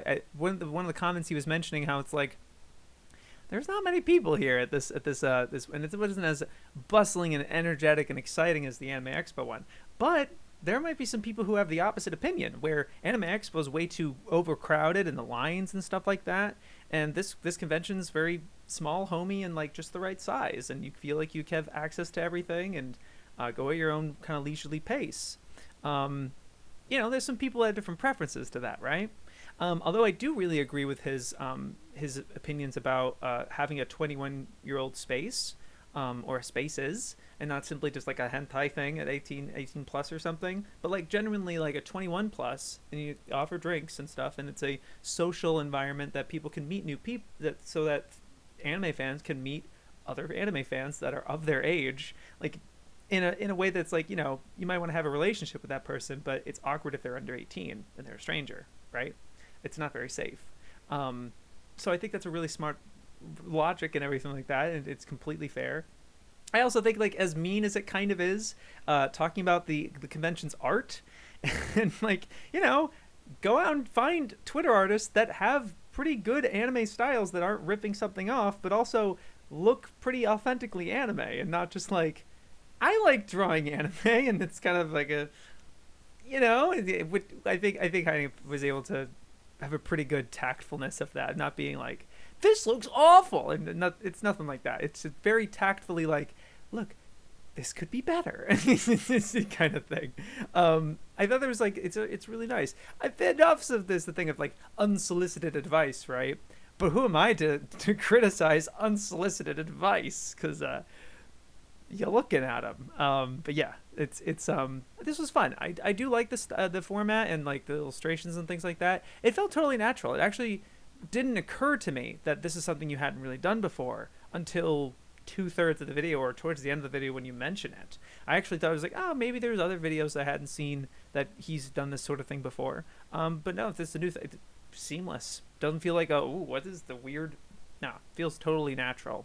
I think it works out great, especially if it's an easier pipeline for you. Because I imagine like, the abstract types of videos, as fun as they are to make, I can't imagine how they are to make in terms of like the thought process and editing them. Maybe they're faster, but like, God. But it's like something kind of like easy to produce. I'm assuming if this is easy to produce, I don't know. But seems really slick, seems pretty effective, and yeah, good time. Nice job. I don't remember if this is the first time I've covered Spirit Chaser. He's been on my radar so often, and there's been multiple times where I've almost mentioned him, but not quite. But I might have done it once before or something. Or maybe this is actually the third or fourth time. I actually don't know. But like, this was genuinely like finally like one of his videos that aren't like separate from like the ones that I might have covered or been interested in covering are things that like aren't related to his typical output, which is anime analysis. But he's also done like, some montage stuff, some experimental stuff, some like update things, his philosophy on making videos and improving, and there's other things that I've been interested in his channel. But it's most particularly is that like, I don't like, my patrons had sent me his channel back when he was like, all of his videos were vertical like phone recordings, and he's recording off of his phone and he's reading off of the script and everything. But now he like has all the video editing equipment. He's actually making videos you would expect to watch, type of thing. Expect to watch, I don't know, typical, more traditional types of videos. And this one was the first that was just like, oh man, he's really experimenting and trying new things, and it's really exciting. Again, I don't know if there's other things in part of he's obviously seen his growth closer than me. I've been watching all of his videos, but this was like really impressive. I really like the message of this, of inspirational, not depressing, and it starts with like a passage from this particular poem or something, and I didn't know at first. I was like, oh my god, the writing, what the hell? And then look at the script, it's like, the opening came from this. I'm like, oh, and I don't know, I feel like other YouTubers would have put the text on screen to show that's not them speaking. It's not like their original words or something, but that was still like kind of a disorienting and like interesting choice, and I just really liked that selection. Yeah, it's the introduction to Thus Spoke Zarathustra, featuring the inspiration taken for Yoshi's character. Yeah. And then it goes into like a slick AMV type of thing, showing all the violence. I'm like, hell fucking yeah. And the messaging of this video too, of just like pushing back on this idea that it's a depressing series, that in fact it's inspiring, you know, in his own way.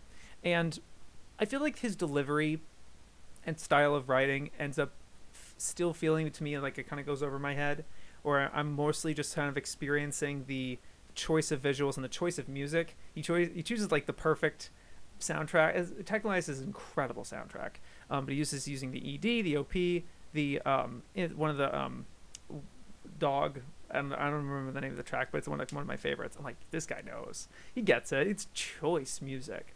And just the visuals of Technolize too. I just really enjoy it. And just talking about it, Yoshi's character and other such things about the show as a whole. I don't know. It's just like a really fun Technolize video. Yeah, I just, it's always fun seeing, like, it's funny that like Technolize doesn't seem like one of those types of anime that would get that much videos, but it does. It just has something about it that just makes it feel like I gotta talk about this, you know? I would hope more bigger YouTubers can cover it. It feels like it's always covered by smaller channels. But like, I'd love to see like a Bonsai Pop video on this, you know? I don't know if he has or not.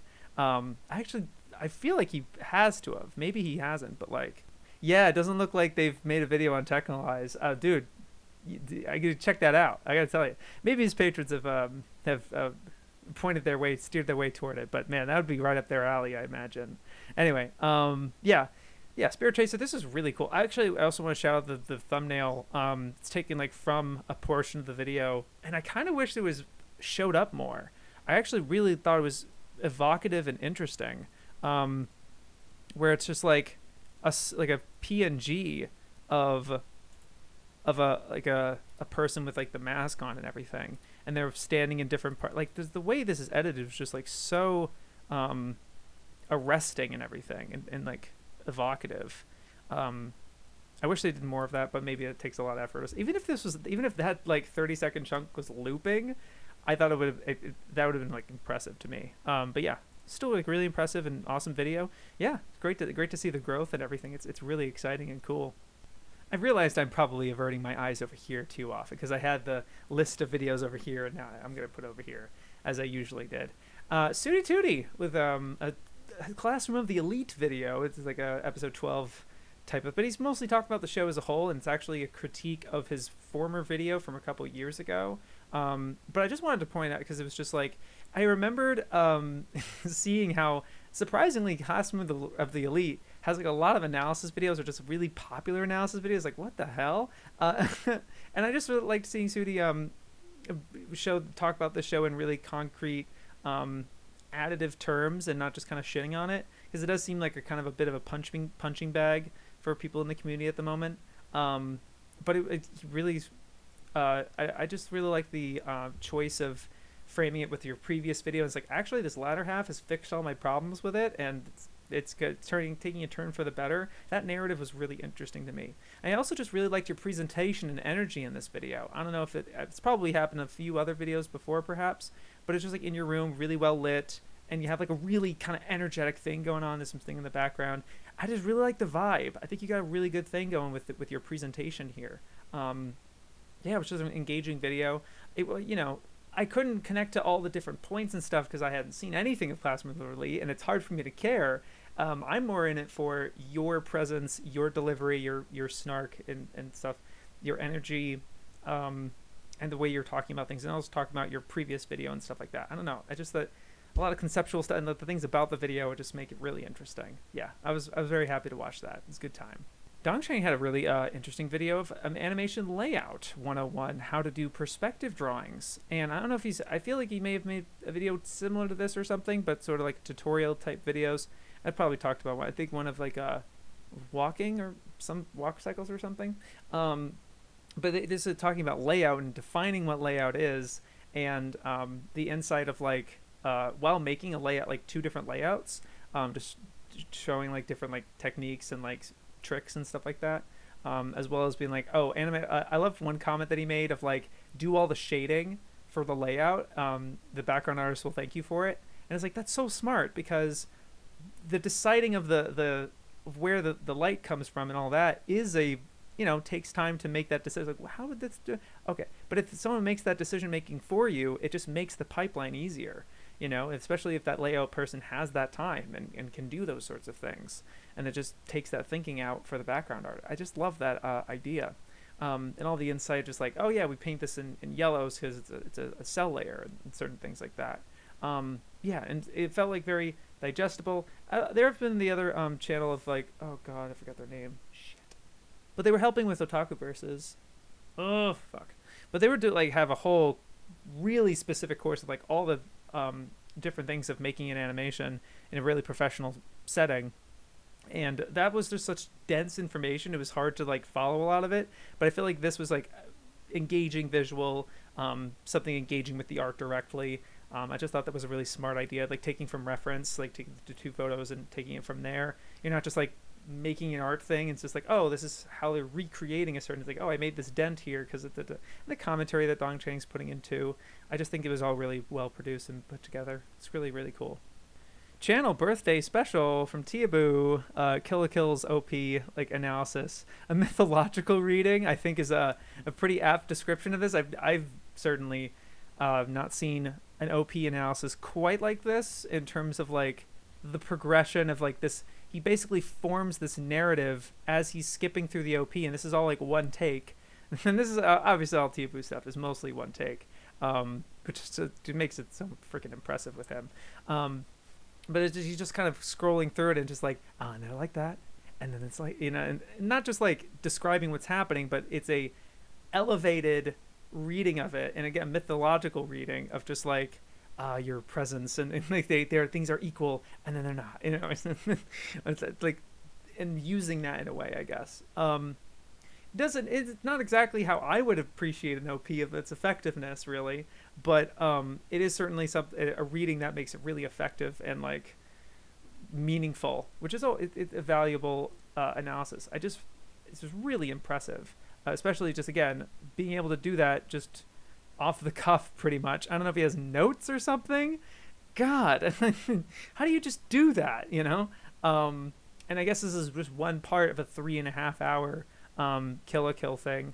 I don't know if that's for the first episode or something, or whatever, but it's for patrons right now, and he'll be releasing that soon or something. But like this, even just this chunk was just really fascinating, and his stuff is just so cool and interesting. There was multiple videos of his that I was like, I want to talk about that one. Oh, but maybe I'll talk about that one. Oh, but maybe I'll talk about that one. Man, it's unreal, this dude. Love his stuff so much. Yeah, keep up the good shit. Animator Dormitory channel, it's hard for me to keep keeping tabs and for like talking about their videos because it's very largely similar topics. It's a lot of repeated information, a lot of repeated visuals too, which is totally fair. I'm not gonna knock them for that or anything, but this is just really an update on their major project, and the phase 1 was basically completed, and the second phase is now I guess it's announcing the collaboration with Aya Hirano, which is the voice seiyuu for Haruhi Suzumiya, as well as some other things, which is really a big name and really exciting.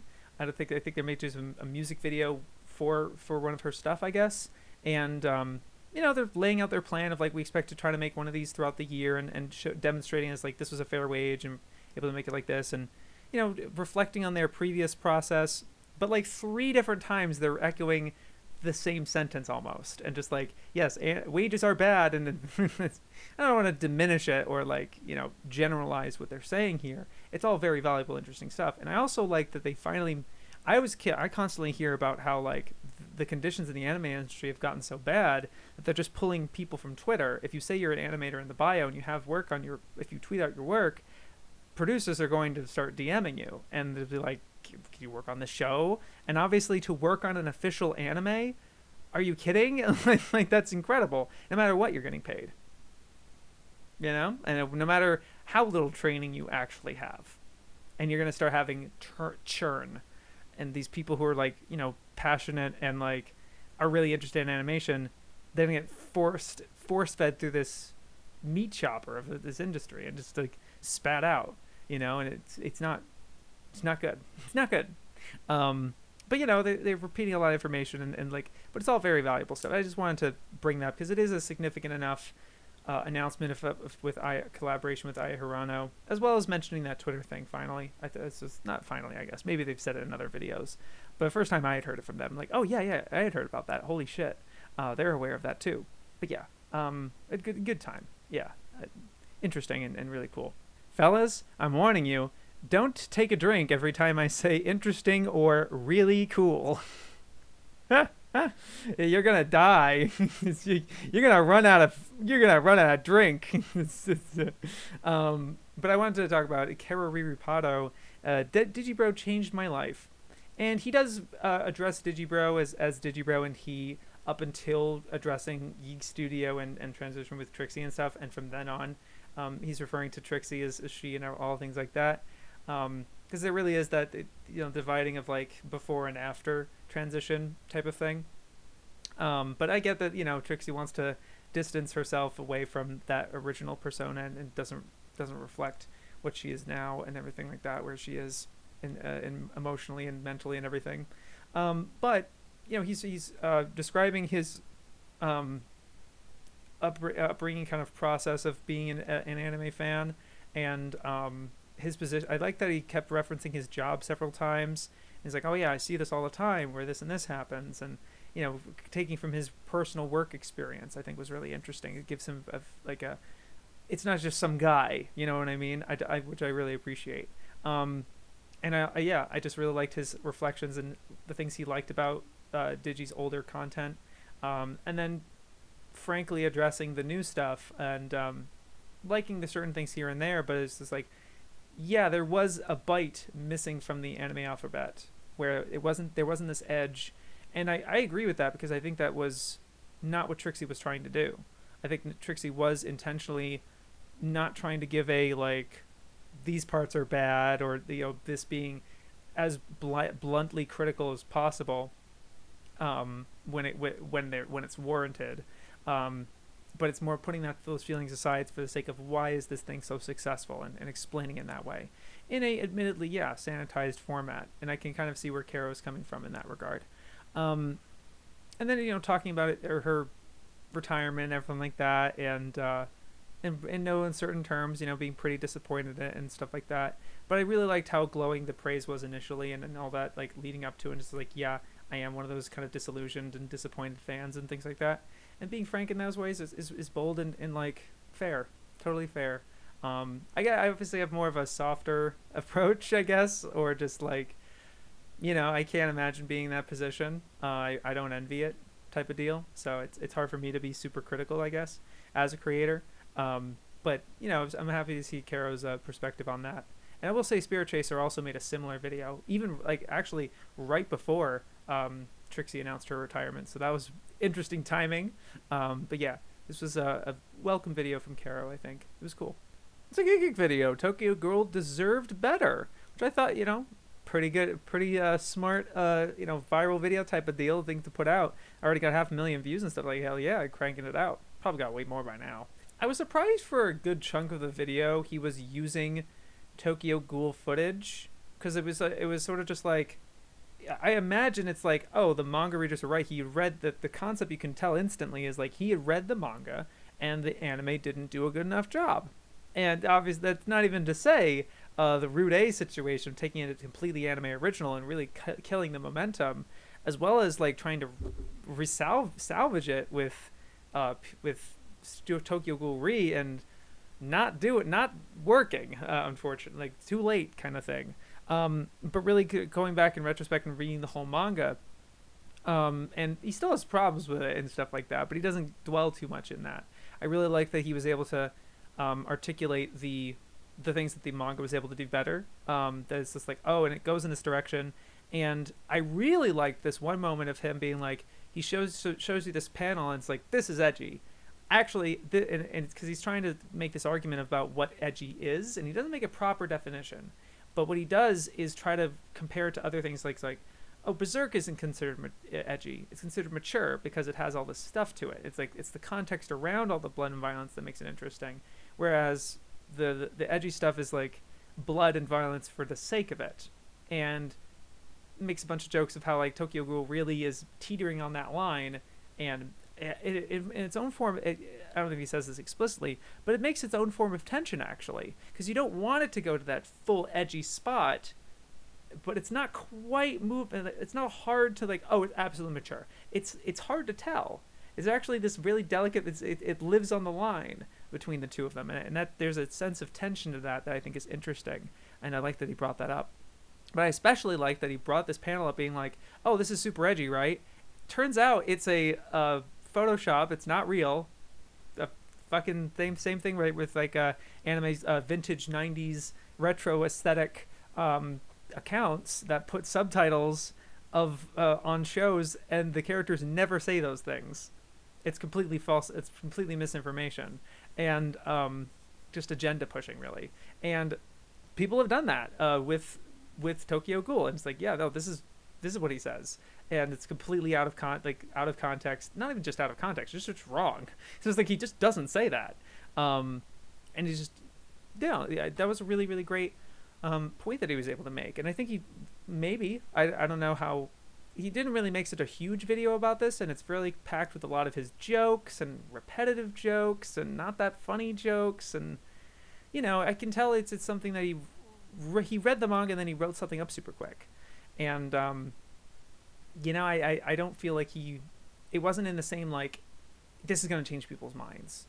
I feel like it could be, but this is sort of a flat, like kind of like base level change their minds. Like maybe you get the normies to maybe change the perception, but I don't really know. I feel like he had the potential to, especially if he like really went out with a very elaborate long video and he still incorporated that humor and made something a little more out of this. But I get that he only wants to make these so long, and he has a schedule. He has other things he has to do. He was on tour in America filming his outro. He has other things going on, and I get that's not his priority here. But I do think that if it was like twice as long, maybe, and we really went in and not like spent a lot of time on describing what the story is and using this anime footage and stuff, and really make it about the manga and being like, no, this is what the anime did. And he also he only talks about Tokyo Ghoul Rude and like the 2/3 mark, if not 3/4 mark, if not 7/8 mark. I don't know, like really towards the end. And Tokyo Ri was just a blip, like a footnote. I don't know if he even watched it to really make a fair comparison. He just kind of like, oh, by then it's too late. And he doesn't really make that real argument of like, it was robbed. And like Tokyo Ghoul really got dirt. It had something, it had this global phenomenon thing, and the opening and everything, it was all there, and they dropped the ball. They missed the opportunity. It could have been as big as Attack on Titan, and it just wasn't. I think he definitely could have had something about that, and maybe even tie that into Ishida's next work that's being currently published in Jump Plus, or is it Jump Plus? It's in Weekly Shonen Jump, but it's not in the main magazine because it's a kind of it's releasing however he wants actually, which is really, really impressive because it's that's a lot of clout for a mangaka to have that much trust and faith. Just like, oh yeah, upload however in whatever pace you can. That takes a lot. It's a lot of respect. And linking that to the latest work in Chojin X, and maybe support that next. Maybe this time they can have a proper adaptation and it can actually like get that acclaim, perhaps. Let's see. I don't know. I feel like he could have done better with this. I liked the video though, and I like the sentiment behind it, of course, and it makes great points. It's just not like, it's not going to have that impact. Maybe it will. I hope it does. That's exciting for any manga to have that sort of thing. To have a resurgence in like interest in recapture something and have a wider understanding that the anime is really not the way to go with this. If I was to experience Tokyo Ghoul, yeah, I probably wouldn't be watching the anime. I've heard plenty bad things, at this point. It just seems to have really damaged the manga's reputation. I'm convinced at that point. But like, I just feel like he could have gone further. Anime Man appearing twice, and that's okay. There's 2 different channels. He doesn't run Netflix anime. But this is on his second channel, which I really appreciate. I don't know what he's really uploading on his main one. I have to look, but like, I'm almost never clicking on a main channel video, and I don't know how. I feel like he's kind of like distancing himself almost. Like he's just not uploading it to that much. Yeah, he did like a 2 months ago, 1 month ago, and then 11 days ago was like the $1,000 at the biggest hentai store type of deal, like really kind of event type videos. All of his stuff like that really ends up being like really event type and like major things. A lot less having to do with anime, to be honest. And then these second channel videos of just there, it feels a lot like the dichotomy of like needle drop versus Fantano, and even this format of like being at the computer and like sliding certain things kind of reminds me of Fantano's approach with his second channel and those vids, which can often be more interesting than his main channel bread and butter reviews and stuff like that. But like, yeah, so this one, hey parents, make your kids watch these anime. I just like that he had perspective on, and he'd seen all 7 of these. He's not being like, oh, watch the show, I don't know. It's, it's a lot of us Westerners especially, would not be able to talk about Nintima Rantar. See, I don't even have the proper pronunciation of it, really. Or even maybe Doraemon or Shin-Chan. But like, I actually hadn't really heard of Toraji. Was it Torashima? Shimajiro, sorry. Like I didn't really hear of Shimajiro, and that was the first thing he pulled up, and I was like, that's really, I'm happy he did. It wasn't just like Anpan, like Anpanman's on there, Doraemon's on there, Shin-Chan's on there, but there's other ones. It's Shimajiro, Nintima Rantaro, this really obscure manga series that like he couldn't find much of like any even Google images on, which was interesting, and it's like kind of a really underground pick. I'm like, okay, yeah. But I just really liked seeing that from him. And like, you would expect some like smaller YouTuber to talk about that, but he is one of the biggest, if not the biggest, anime YouTube channel. It's hard because there's other ones that have more subscribers, but it's not as anime centric, right? But then he hasn't been as anime centric in the past. So it's complicated. Obviously, one of the biggest figures in our space. And here he is talking, recommending to parents who, this was like a viewer request, like emailed, like, hey, what kind of anime can I show my kids? Because obviously there's not a lot until they're a little older.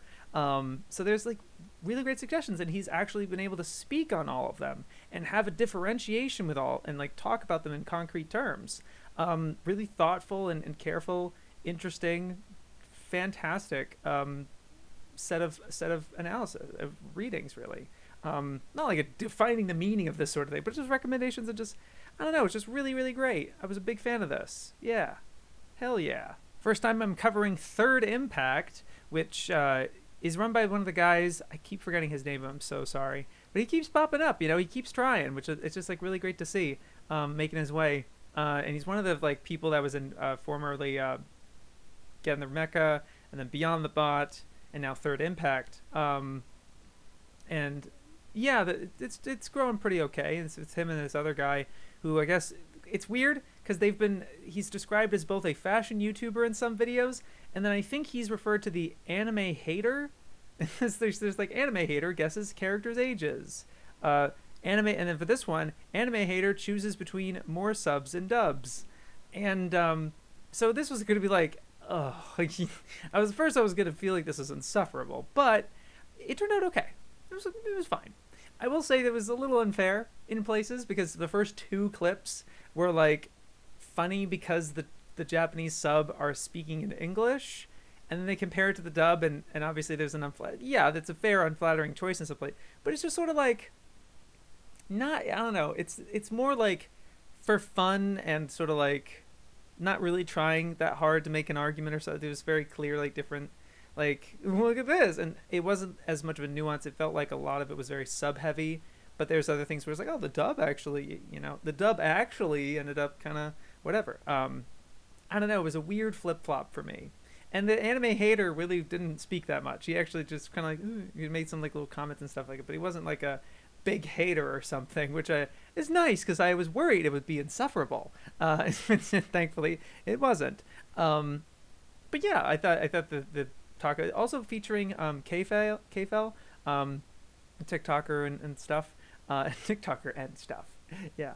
And she had some good points as well. Although it was weird, it was hard for me to just to orient myself. There was a 4th person there, and I didn't know they were a producer or the editor or something. I don't know, but it was just like a fourth person they didn't have an avatar representing them or anything. There was obviously that like, oh, the three cameras on a Discord call or something, but there's a fourth person there, and they just kind of talk, and it's like, wait, who's talking? Oh, I guess it's this fourth person. It was hard to realize that until the part where he's through the video. And I appreciate there's a lot of subtitle like for when they're talking, but that was just strange. And it's like, if they're gonna be a major person that's having commentary and like being the producer or something, they should like have their own spot, you know what I mean? And four, like a grid of four would even look kind of aesthetically more pleasing than the three. Three's just kind of like, you know, you know, it's like, well, we have three people. I don't know. Yeah, but that was interesting to me. But yeah, not as bad as I was expecting, to be honest with you. I liked also the doing this one clip of Attack on Titan final season where they were comparing not just the Japanese to the English, but then also to the Italian and to the Spanish, and being like, oh, you tried, or like, oh, it was okay, oh, yeah, pretty good, you know. That was one of those compilations that was like, I've seen that, right, with like taking a really short clip and like running it through like a lot of languages, and it isn't necessarily like a vocal clip as not vocal. It's not necessarily ones with words as it is like how does their scream sound or how does their laugh sound or stuff like that. I've seen that done with like Light's last laugh in Death Note, little compilations like that. That was a pretty good moment as well. But yeah, I thought it was all right. Not as bad as I was anticipating. Big fan of Toadette as usual, putting out an episode of Moomin, and this is Papa's old shoes, and all the time, every time, Toadette links a Twitter thread where they go over they review it, they give it like a rating, give the staff, and kind of go through it through a summary type thing, while describing a lot of the cool things about the episode in a technical fashion in terms of its like shots and animation or other things like that, and appreciating it from those levels. And I finally sat and watched the whole episode because this one was like one of the highest rated that they had done.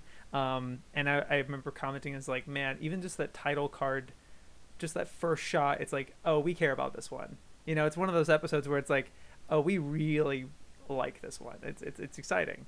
It was really chill and like comfy and fun, and like has a bit of drama at the end, and it's really cool. And I commented as well that I really appreciate the sound effects in this episode as well. They're very cartoonish and like deliberate and noticeable, and that's something you might take for granted in a lot of other anime, I think, because you can kind of like, you can understand like a fire, you know, yeah, but you don't need the fire crackling. But when you do have that, just when you notice it, it's just like, oh wow, you know, I don't know, it just ends up having something more, it feels more tangible or like real. Even the ones that don't sound real, like when they're running and they have like a or you know, some weird sound effect that is very unnatural, but because it's an animation, we already have a suspension of disbelief, but the audible thing just makes it more dimensional, I guess. I think real is not so much the word as it is dimensional. I just love that, and I was just appreciating it a lot more watching through One Piece, because One Piece does that all the time, and it's wonderful. It's so good. But yeah, it's great. I was really happy to see that episode. Just wanted to shout that out here as well. And they sub it too. Like they have all the English subs, and to make it available on YouTube and have it with English subs, it's just so exciting and cool. Yeah, it's a great time. Oops, vehicular manslaughter, still not dead. A Q&A video from KYDB. I just, you know, any video from KYDB you gotta watch. You know, if you're familiar with his content, it's an event because barely, you know, hardly ever uploads. And he's definitely one of those YouTubers to me that always has this vibe of like, man, that was the last one, huh? You really get the vibe of like, they're not coming back, you know. It's so, and so when they do upload, it's like, yeah, you know, it's genuinely exciting. But also because they don't have as much of an online presence, I guess, or just I don't see them constantly on Twitter or something, or like, you know, make your own Discord server, and there's a whole section of this video of like KYDB making a Discord server. It's like, and then I make this channel, it's for this, and I didn't even look into it to see if that Discord actually exists. But there's that one point where he's like, I don't want to run this thing. Yeah, you know, and it's like, okay, fair. I don't know, but it's like, when I say online presence, I just mean like him like you see him and see him, his takes and stuff. He is definitely habitually online. He's, and like really constantly doing stuff, and I just like hearing about the things he's interested in and has been doing lately. And even his physical stuff is like, oh, I got a haircut, I finally cut that shit off. Or it's like I lost weight, I used to have these ass bubbles. It's like, but like, he's not afraid to be TMI or anything. Even showing his creative process and being like, oh, my thought was like making this video, and I have to do it, I have to export it like this. It's like, oh, he's been making these videos in After Effects. He's been making these videos, which are, by the way, I don't know if you're familiar with KYDB. He runs circles around all of us in terms of the visual prowess and like the video itself. The craft is like so furiously inventive. It's like, and like high effort in a way that's like high effort. I don't know if there's a word for it. I mean, it is high effort, but in terms of like, what the fuck did you just do? It's just, and just like jaw-dropping stuff. Frankly, you got to be kidding me. that sort of thing, and putting himself out there, and I don't know. It's like, oh, it's an experience. Every video, even a Q&A video like this, it's an event because of just how much he puts into it in a visual standpoint. But even showing his process, and he makes these videos in fucking After Effects. The whole thing. Dude, no, you can't do that to me. You can't do that to me. No. So good. Incredible. I can't believe it. Fuck. Anyway. No wonder they don't come out that often. Anyway, incredible stuff. Just exciting. It's an event whenever you want to, you always want to make sure you say that because it's incredible. Yeah. And lastly, I lied. I did watch the premiere of Anime House 6 because I was watching the other videos last night, and then this shows up as like it's premiering, and I'm like, ooh, I'm just like, because I've been following Anime House for a couple years, and since it's been coming out, and this is a feature-length thing, hour long, and they tweeted out a video where like they had a premiere. They had a movie-ass premiere. Like, they rented out a movie theater, and people went to see it in a movie theater. That's pretty epic. And maybe, some people might think it's cringe. I would kill for one of my videos if it was like my Gurren Lagann video in a theater. I don't know. That's pretty cool. That's pretty freaking cool. Can't knock that. But yeah, Anime House 6, hour long, and it's not even done. The story didn't wrap up. I thought it would, and it didn't. What the fuck? So okay, got at least one more installment. It does seem like it's getting to the climax, at least for sure. But yeah, having a lot of plot threads and stuff, and it's obviously an ongoing thing.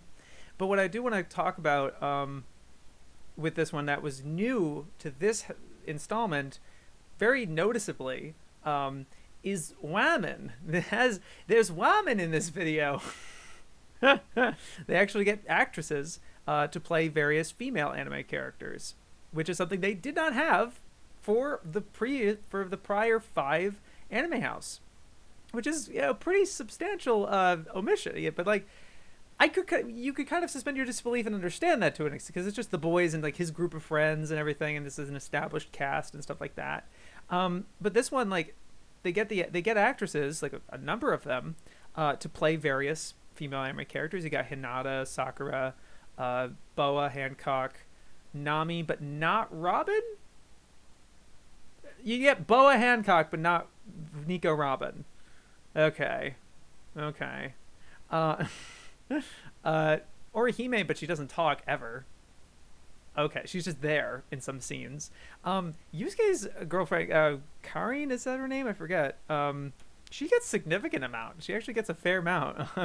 Yu Hakusho rep is like really strong in this series. Yusuke's like one of the best characters because he really just like talks shit and like speaks can about everybody, which is so good. They have I think they have the most fun with that character. I think. Maybe the other character like Light gets a lot of good parts. This is in the last bit in the previous episode, but I love the scene where he walks in and there's all the smart anime characters that have been gathered to kind of figure out this mystery, and he comes in, he's like, who the fuck, I'm finding for all these smart people here, damn it. It's like internal thoughts like, oh damn it. It's just so funny.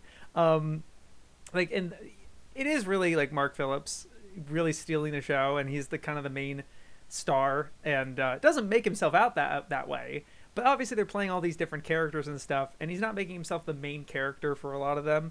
But like there's no hierarchy in this way for the most part, but it is just like he clearly is one that just acts his fucking ass off. And like his shit, he's so funny. All these guys are really, really funny in their own way. I really like the I don't know the name of the other actors, unfortunately. I apologize. The person who plays Frieza, as well as Orochimaru and Goku, and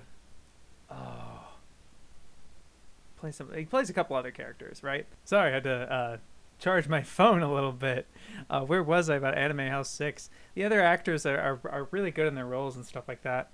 But the thing I really wanted to make sure I put in here about this is this was the first time with any of their anime related things that I do think they dropped the ball. Because in that new thing about, having the women and the new female characters, I was really disappointed in their representation. I really was. I don't think they did a good job. And it wasn't the actress's fault.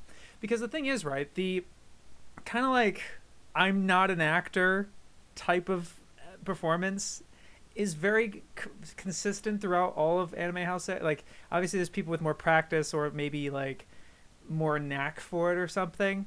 And so I don't think any of the actresses necessarily did a poor job at all in terms of what they were given, because they fit the tone of Anime House 6, where all of them are just like kind of normal dudes, like they're all normal people, and it's very like kind of nonchalant and it's a little improv off the cuff and stuff.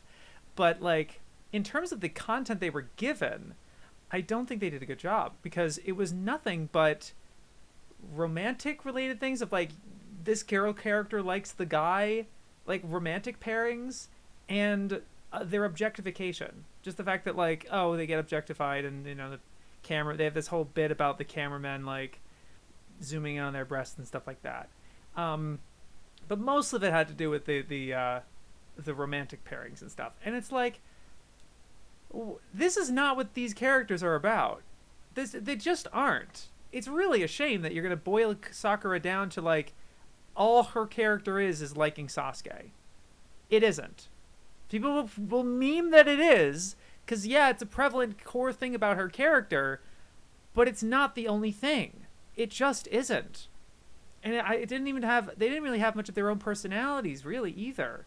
I just wasn't a fan of any of like, especially the One Piece. There was such a weird thing with like Boa and Nami talking to each other, which is completely made up. There's nothing to go off of. We don't know how Boa and Nami would interact with each other, because they never have in the show. They've never met a single time. Maybe in the filler movies, like Stampede, maybe, because I know Boa shows up that, and Nami's obviously also there. I don't know if they even interact in that movie, but in the show proper, they've never met. Sanji's never met Boa. We don't know how Boa would react to Sanji. Probably in a similar way that she does with all men, right? Like the thing that makes Boa funny is like her superiority to everybody except Luffy, and her giving special treatment to Luffy specifically, and like her like domineering, like really bold, boisterous attitude and everything. And I don't know if the actress just hasn't seen One Piece, or that character, or they showed her. Did they show images and describe her to her, or did they show her the episodes of her in, like, did they show her Amazon Lily? If they just showed her Amazon Lily, that literally could have been it, and like you definitely would have gotten the character a lot better. And that's not the actress's fault. I'm not saying. I think it's the director and writers who are putting them in those situations.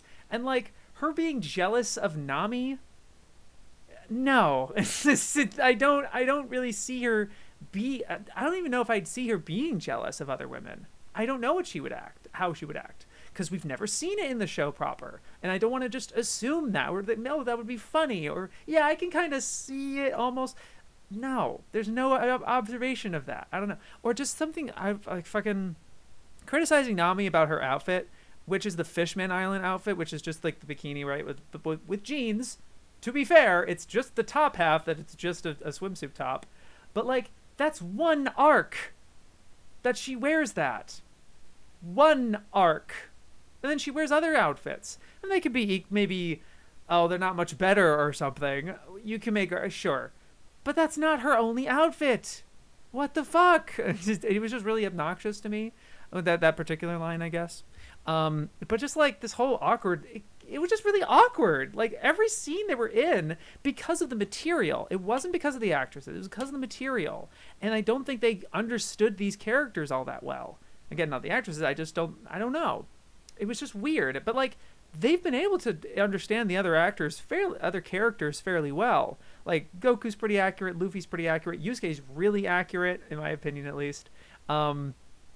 Other characters like that, right? And it's okay if you want to like, obviously you have to alter them for the sake of this fan fiction type of story. I get it. You can't have them be like quite the same thing. And you don't want them quoting a bunch of stuff or just copycat from the, it's like whatever. I like that the approach that they take here, where they're very down to earth or whatever. But you can still find subtle ways of like, yeah, that's Spike. Yeah, that's Inuyasha. Inuyasha doesn't really have any of that, like, again, I haven't actually seen the show, so I'm actually not one to really judge, but I don't feel like any of the villains were super off. I think Madara was a little... You know what? Another thing was just like, the Obito ratio really, really fucks with me, man. Like, Madara Uchiha as, like, the big bad and the one that, like, really orchestrates everybody. And then they have Kaguya in the background. Like, they acknowledge Kaguya's existence, who clearly was the one influencing Madara, and I know spoilers and stuff like that, but, like the clear favoritism for Madara, it's like, come on. I don't know. Oh, I can't believe I forgot to put this in. There's another thing about in this, it's another criticism, another scene that was just like, what the fuck? Was when they first bring up Sailor Moon. So Sailor Moon has two scenes in this, and the disrespect, the level of disrespect for this for fucking Sailor Moon. And I haven't seen Sailor Moon. I am not like a big fan or anything like that. I know how important it is, right? But it's like the first scene that she shows up, it's like she shows up to this door and this like entered into this club or whatever, and she's not let in. But then she sees other people let in, like Kenshiro from Fist of the North Star, Makoto Kusanagi from Ghost in the Shell. She's like, I'm a classic. It's like, yeah, we have classics like Trigun and Lupin the Third, which is it's cool to see these retro things, and because it's like, yeah, RDC World doesn't have that many in the ways of the classic stuff. Like it's not like covering that entire, but this was like a scene where they can kind of make up for that a little bit, right? And then like they have a joke, of course, and Ash Ketchum also can't be let in for some reason. They don't give a reason at all of why Ash Ketchum from Pokemon and Sailor Moon aren't allowed in this like anime house club of like the important titles. Really? Like those two, the most important ones? I get maybe that's the joke, but the joke wasn't really communicated that clearly to me. I think they were just trying to comment on it seemed to me that they were commenting on their quality. Like, oh no, but like, it's like, yeah, just because you're influential, you're not actually a good show. Pokemon's not actually a good show. Sailor Moon's not actually a good show. Which is not even, which like they've made a similar joke like that in the past of like Inuyasha is like, yeah, they're all the anime classics, and Yusuke and Tanjiro are together, and they're like, yeah, okay, dude, and they're like, what I am a classic, and he's like, and so he's like, I don't know, you gotta stop doing this thing. They're kind of commenting on Inuyasha's quality, and it feels like they're conflating quality and importance as the same thing, which they're definitely not. They're definitely not the same thing. And it's like, I don't mind them being like, oh, that's like actually good. I'm not like actually trying to buy into this thing of like, oh, it's actually a good show, you guys. Like, whatever. The opinions are funny. And I liked that Inuyasha scene, especially because like the way it was executed. But the way this scene was executed, there wasn't any reason why Ash from Pokemon and Sailor Moon were not let into this club that has Trigun in it, Yugi from Yu-Gi-Oh!, Cardcaptor Sakura, and like obviously that's funny, and like there's some clear bias or something going on because it doesn't make any sense that Cardcaptor Sakura would be in this club but Sailor Moon isn't. You know, and like that's the part where she gets really upset and like they have to like forcibly close the door, and it can be funny, and it was all acted funny, and like the execution, the costumes are really good. I have to give perfect props to the costuming is incredible. All the wigs and stuff like that. It's really impressive stuff, but just the conceit of it, it's like, what do you mean? It was just weird. I maybe that weirdness is supposed to be funny, but like I took it kind of a weird wrong way. And then the only time I've ever really seen them use actual anime footage and like kind of superimpose the character into it. Sailor Moon was having this big attack or whatever, and then Sukuna, I think is his name, from Jujutsu Kaisen, like the evil form of the main character. He just socks her and is like, yeah, get him, you know, whatever. Completely trashing her. But to be fair, he does that to the other characters in that scene. You know, Hinata tries to get at him and she gets knocked down. Sakura tries to go at him, she gets knocked down. Like, I get it, that's the thing. But so she's not like singled out, but like it was clear that there was some level of disrespect where she has this whole funny transformation, like not a transformation sequence, but like a big like special attack or something, and then he just like anticlimactic punches, sucker punches her out. And I don't know, that was just a weird level of disrespect for that show. I don't know what they had against Sailor Moon, man. What the fuck? And maybe that's gonna like she's the one that ends up saving the day later. Maybe in the next episode, this ends on a cliffhanger. But I didn't see what was. I don't know what happened there. You know. All right. You know, I could nitpick it some more, but obviously they lend themselves to more nitpicking the longer it is. It's an hour long, but you know. And I like that Mark actually kind of shows up at the end. And he's like, dude, we put so much into this. We're on the top of our writing game and top of our effects game. They have a lot of like, they show that they have Shenron show up, and like, so all the Luffy effects are actually fairly good for a YouTube video, all things considered. They actually look pretty decent. They actually really try with the Gatling and the stamp and pistol and bullet and stuff. It's pretty decent and pretty fair play to go with Snake Man for that, sort of spoilers or something, but like pretty fair if you're gonna choose a Luffy form. I don't know, but yeah, there's a lot of different things that go on here, and I really like the creativity and imagine, and I also just love the reactions and the you know, again, the groundedness, right, that they are able to put in with the swearing and like the humor and just realistic, putting these out crazy kind of anime characters in a grounded real life setting is just really funny. I enjoy it a lot. I also like how relevant they can try to make it. They try to say some topical stuff, but I do think that was a pitfall when they brought these actresses in, and they're just trying to like commentate on anime's whole thing of like objectifying women, and the shonen anime girls don't have great representation or something. But like, no, you just have to try. You really do just have to like they do have stuff. It's not a lot, I admit, because the show isn't called Sakura or Hinata or Choji or Neji or Broccoli or you know. Sorry, you know, the show will focus on the show will focus on the characters they want to focus on, and you take it or leave it. You can like the show more or less based on whether you like those characters or not. Anyway, kind of a broader subject, I guess. But like, yeah, I do really enjoy RDC World and this whole series and stuff like that. But this was definitely the first time where I was like, I got some not as nice things to say, I suppose. Not nice isn't really the word, just critical things to say, I suppose. But yeah, I wasn't the biggest fan of some of those aspects, but it's still really funny, I think. You should definitely check out the whole series for sure. And I'll be back with a new fit because I'm gonna go watch the other really long videos. Ha ha ha ha. Let's go! I actually remembered. I was like, I clicked last time. Right. I got 9 more videos to talk about. It's October 1st. I think all the videos that came over to September that I want to talk about were out, so let's go.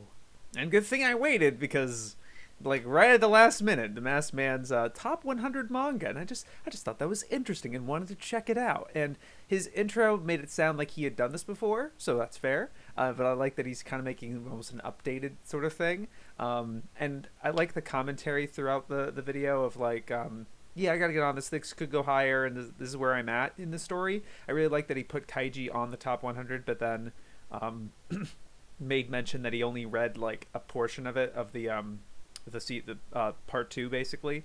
So he hasn't read any of part 3, 4, or 5, which is like all one big arc. Get on that. It's the best part. It's the best part. But yeah, I like the list. I'm surprised I guess like if you follow his content more, I would be less surprised that One Piece isn't on it at all. What? It's not on it at all. That's interesting. Fair, I guess. Everyone has their own taste. I'm not upset about that. I'm just surprised, a ton of these other series are on here. But yeah, I guess he just doesn't like it. Or something. At least not more than these other ones, like Naruto and Bleach are on here, but yeah, or Dragon Ball and other things. So it's not like he's like not against like shonen as a genre, I guess, but it's just like surprising, I think. Not a big whatever. I just thought it was like, huh. But the other surprise that and he makes kind of a deal about this too, is his number 1 pick, spoilers I guess, isn't a manga. And I think he did it a bit of as like promotion almost, because he's gonna be making a video on it, but it's clearly not like a popular title. It's House of Fata Morgana, and like Twitter knows about it, but like certain circles, but not like mainstream at all. So I don't know how well that video would. So he's like, I'm putting it here so that people hear more about it, I guess, and give his take on it. It's like, yeah, it's as good as Berserk, and it's like until Berserk is finished, this yada yada. So I'm like, okay, yeah. But yeah, I thought that was an interesting twist. I also like the presentation of the video overall, very clean. They didn't even have numbers on the corner or anything. He says the number out loud and then says the title. And I also like that it rapid fires, so it's a fairly quick video, going through 100 titles. Although it's interesting, there's some titles where like he would stop on this, be like, give the little thing of like his take on it sort of deal, and it was very all over the place. Sometimes if there was one for like in the 80s and some of the 70s, it wasn't just like the top 10 he'll give something about. He even kind of rapid fires through some of those. And it was like interesting that he mentioned that like Dragon Ball was like kind of the high standard for the like the best you can get for shonen action fights kind of thing, up to like through Cell Saga basically. But then he has, I think, Bleach higher. I don't remember if Naruto was higher or not. I don't think it was. I think Dragon Ball's in like the 50s and Naruto's in the 70s or something. I don't know. But the Bleach is higher. And then D. Gray Man is like number 16. And I'm like, that's a jump title. Like, that's interesting. And also Kenshin, I think, is also fairly high. I don't know. There were certain things about it. I was left wondering certain things. And I guess maybe he's made videos on them elsewhere. And I'd have to, let me check if he has them in the description. No, he's like a lot of YouTubers these days that don't care about the description so much. It really is just a little light thing, a fair use little copyright copy paste, and a bunch of hashtags. That's it. Okay, fair enough. But maybe links to his reviews or something could have been useful. But I guess you can just look on his channel or something. I just know that that's what the Needle Drop does, and this did remind me of Needle Drop's top 50 album lists that he does at the end of every year, or top 50 singles, etc., where he rapid fires through like the top chunk, and then goes a little more in detail with the other ones, and gets more detail the further you go in. And obviously he describes in detail about Fata Morgana, which is good, because a lot of people will be like, what, Berserk's not number 1 kind of deal. But yeah, I think overall it was a really clean, neat video to watch, and I like the style and format of it. Yeah, it's pretty appealing. Beyond Ghibli put out a video on Golden Kamui, The Spirit of Hokkaido, Great vid. I have honestly not been more sold on Golden Kamuy than that. And yeah, I just really liked the little sequence of just, you know, the action and violence and so, you know, certain little things they were doing there, editing tricks and stuff. But otherwise, his videos are just so clean, and I've gushed about his videos in kind of a similar way. In that way, I mean, this isn't a challenge, Joe. I'm not like I'm not. I think you've outdone yourself in other places, and I know you're capable of that, right? So I don't need you to like push yourself in every video. Definitely not. But there is a sort of like level of like comfort, and I can reproduce these in a repeatable fashion, right? And it's just good stuff. And I think I was noticing it at one point in the video, and then I stopped keeping track just because I was enamored by what you were saying, and I was actually just hooked and invested. But in a technical sense, I was noticing that you were choosing a lot of the clips that don't have any lip flaps going on, which is like a pause and select type of technique, which is like very high advanced kind of. It's nice. It's a nice touch. I at least when I heard about that and I noticed it in videos, I'm like, I actually really like that. And so I've tried doing it in my own videos some places, at least my my recent videos, kind of like Ninku, Slam Dunk, a lot of those shorter ones. I was kind of trying to do that. But yeah, things like and sometimes obviously you can't help it, right? It's especially if like they talk a lot or something. But I think I was noticing that in this video. I don't know if it's super consistent, but that's something I liked. And the eye catchers are nice. The manga stuff that you were putting with the ad break, that worked really well. Ad break. Usually when YouTubers put ad breaks and they have like a very designated thing in the video, like this is where the ad break goes. The ad break just doesn't show up quite where they wanted it. Or it's like it's not quite right. It's funny, but it worked. It landed really perfectly on this one. And yeah, I just liked the discussion here and the other things you're putting in. You're not trying to explain the actual Hokkaido. You're not going into it yourself. You're saying that like, no, Golden Kamuy itself is doing it really well. And I don't know, describing it in good ways like that, in a way that's selling it in a reasonable fashion. I don't know. I'm talking out my ass, I guess.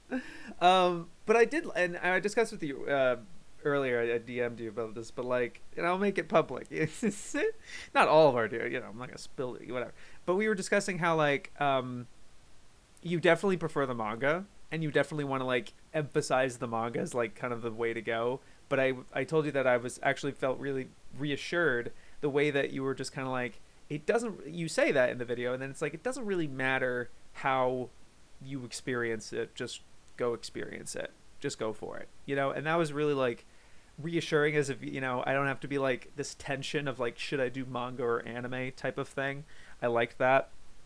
And as a recommendation video, right, because there's a video I will talk about later that had that sort of tension in it, especially because you were selling me on the anime more so than the manga, despite what you were saying, because you were showing more of the anime. And it's easier to show the anime because it's clips are way easier to put in than like trying to animate manga, or just even the act of cutting the panels out, or obviously not a lot of us prefer having the one page and sliding it up like that. Yeah, but even that, it takes like, is more considerable work, all things considered, than like clips would be is breeze compared to manga, at least. And then there's that tension of just like, yeah, but I like the manga more, but it needs to, you know, in terms of like deadlines and like trying to get this out in a reasonable amount of time. I get it. But yeah, I know, I like that there wasn't that tension in this video, even though you do make that mention that like the manga is kind of the way to go. It does certain things better, but the anime is still decent and that sort of thing. Yeah, I don't know, it was well handled in that aspect. But yeah, it actually sold me on Golden Kamuy more than anything I've seen in terms of its promotional stuff or reviews, or just people recommending it in general. I think this was the best one for me. It's also exciting. I also wanted to mention it because I mentioned it to you, and then because it didn't show up in this video, but as this was going and you were selling me on it, I think it was maybe afterward, probably during the video, because I just do that sometimes.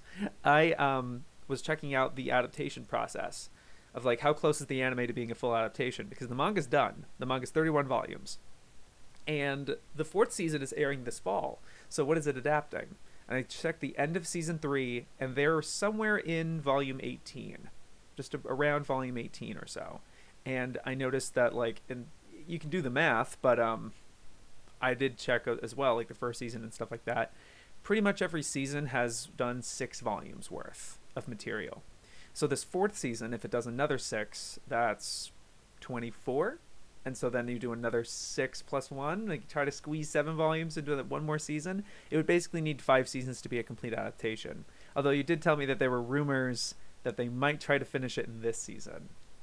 We'll see. I mean, I don't know how that'll go. Or I have no idea about the story of how that might fit, but we'll see. In that case, it would be good to know, right? Of just like, well, the 4th season they rushed it, they fumbled it or whatever. Maybe they don't, or maybe they do something better. I doubt it. I don't know, but we'll see. But yeah, that was really interesting. That also just what made me really excited to check it out, because I like experiencing an entire story instead of like checking out Golden Kamuy because it's like a really popular manga and like everyone else is checking it out, and then doesn't get a second season. Or maybe it does, and then you follow it for, I don't remember when the first season came out, but it was like a while ago at this point, and so you're just kind of trailing it on piece by piece sort of deal. And maybe that's fine because it's a good series or whatever, but it's like, it's exhausting in that case. I don't know, but it seems like a great time to check it out, and it was a good release timing because the 4th season's right around the corner. But yeah, great video, really enjoyed it. I was pointed towards a video by ST1KA or Stika. I don't know. I think he says his name in the video too, and so I apologize. How Sega crushed the anime industry. I have to tell you, the number one quality of this video to me, that stuck out is the guy's vocal delivery. It's so charming, but it's like it's very YouTubery. It's extremely like, I can't replicate it. I wouldn't do it justice, but he has pretty much the same cadence for every sentence, and it inflects at the top, and it's like, and it's just so enthusiastic and earwormy, and like you start to notice it, and it can be great. Maybe it can be grating for people, but for me, it was just like seeing it. I don't know. It's just like do the thing, and I don't know. It was just really fun and predictable predictable in the way that's like you want it to happen, and it's like it did. I don't know. I'm sorry if that's the first thing I'm mentioning. But that was just something that I had to get out of the way. It just like it was so fun and really kept me through the whole video. To be honest with you, again, not that the video itself was bad. I don't think. I just think it wouldn't have been as remarkable to me, or I wouldn't have had as good of a time watching it, I think. But so that's a positive thing I'm trying to say. It might not be a positive for some people, and for other YouTubers, they can run into that, and they don't have it. They don't got it, and it's rough. But no, I just really liked it. But anyway, this is I don't know if exactly the title relates to the video itself. It's more like how often retro Sega consoles are showing up in anime these days. And it's when it seems like Sega crushed the anime industry, they did some like, it sounds like it's some informative thing, but it's really not saying that this isn't informative. What I'm saying, it just makes it seem like it's going to be like, oh, finances, or to something of like, oh, their production company or something like that. But this is really like the bulk of this is like hunting down all the anime that came out from 2010 till now, of how many references there are to retro video game consoles. And he has like, there's there's not a lot of Nintendo representation or Sony representation, but Sega, there's a lot. And there's at least 3 examples where it's actually a core part of the plot, where like this Sega game or this Sega console is involved. And it's not just like, oh, the guy happens to be playing it or something, and it's not mentioned at all or something. And another thing I want to forget this that I just thought of. One of the things that was also really charming about this video is that could potentially be a turnoff, and like people probably, but it just kind of lands. Is they tell the exact same joke 5 times, maybe even 6 times. It was just something cool happens in the show that you're talking about, or just a really good Sega representation or good Sega reference, and you're like, it's after my own heart, and you use this like clip of Gravity Falls with Grunkle Stan, like I think that's the name, cherishing this picture or something, and it's of that character. And then right after that, it's like, and that's also why this show is one of the greatest anime of all time.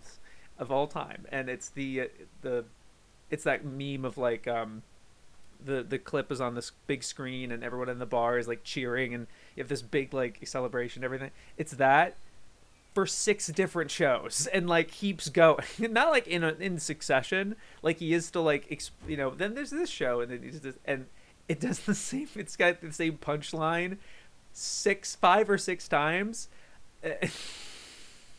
But like it was funny, and it's still like it's the execution and something about it that was charming and earnest. And I just love being earnest in videos and just like people being themselves and like being really happy, even if it's it's funny. I did watch Eye Patch Wolf literally just put out a video a minute ago, or an hour, I guess an hour, I don't know, of this Nathan Fielder. What is Nathan Fielder? And he's talking, and he kind of talks about the artifice of content creation in general, of just media, I guess, because it's all being filmed and there's all stage and there's a cut, even that just the very artifice of it, I guess. This is a very big topic, but he's using in that, and he's kind of turning the camera onto us, and it's like lampooning his own process of like, look, I'm filming on a green screen, stuff like that. But like, there is obviously artifice to this. I'm cutting whatever I don't want, the awkward cuts, and that's like things that I don't need to put in there, or just I don't think the audience will want to see, and that's obviously my opinion, right? But I would say that like this, what I just like about YouTube videos often is just how genuinely earnest the people feel about this topic, and you know that like they really want to make this video, like even the act of making the video for them is something super important and cherished, and like they're super excited about this topic and stuff. And I can tell that this guy really, like, again, Stika ST1KA. I'm so sorry. I should pause and look up exactly what it is, but you can tell he just really loves what he does and loves this sort of topic and stuff. And even being like, I love the sketch of he's like, we Portuguese weebs are built different, and he's like, it's kind of a 2-minute tangent of like how intense the Portuguese weebs have been in the past, and it's like, that's how hardcore we are, and things. I don't know, that was just really fun and exciting for me as well. I thought it was a really infectious, fun, interesting video. It was a good time. At last, BobSamurai has covered Gigguk no Kitaro in pretty much its entirety. He hasn't watched all of Gigguk no Kitaro, and that's okay. He only watched a handful of a lot of the series because they're not all subbed.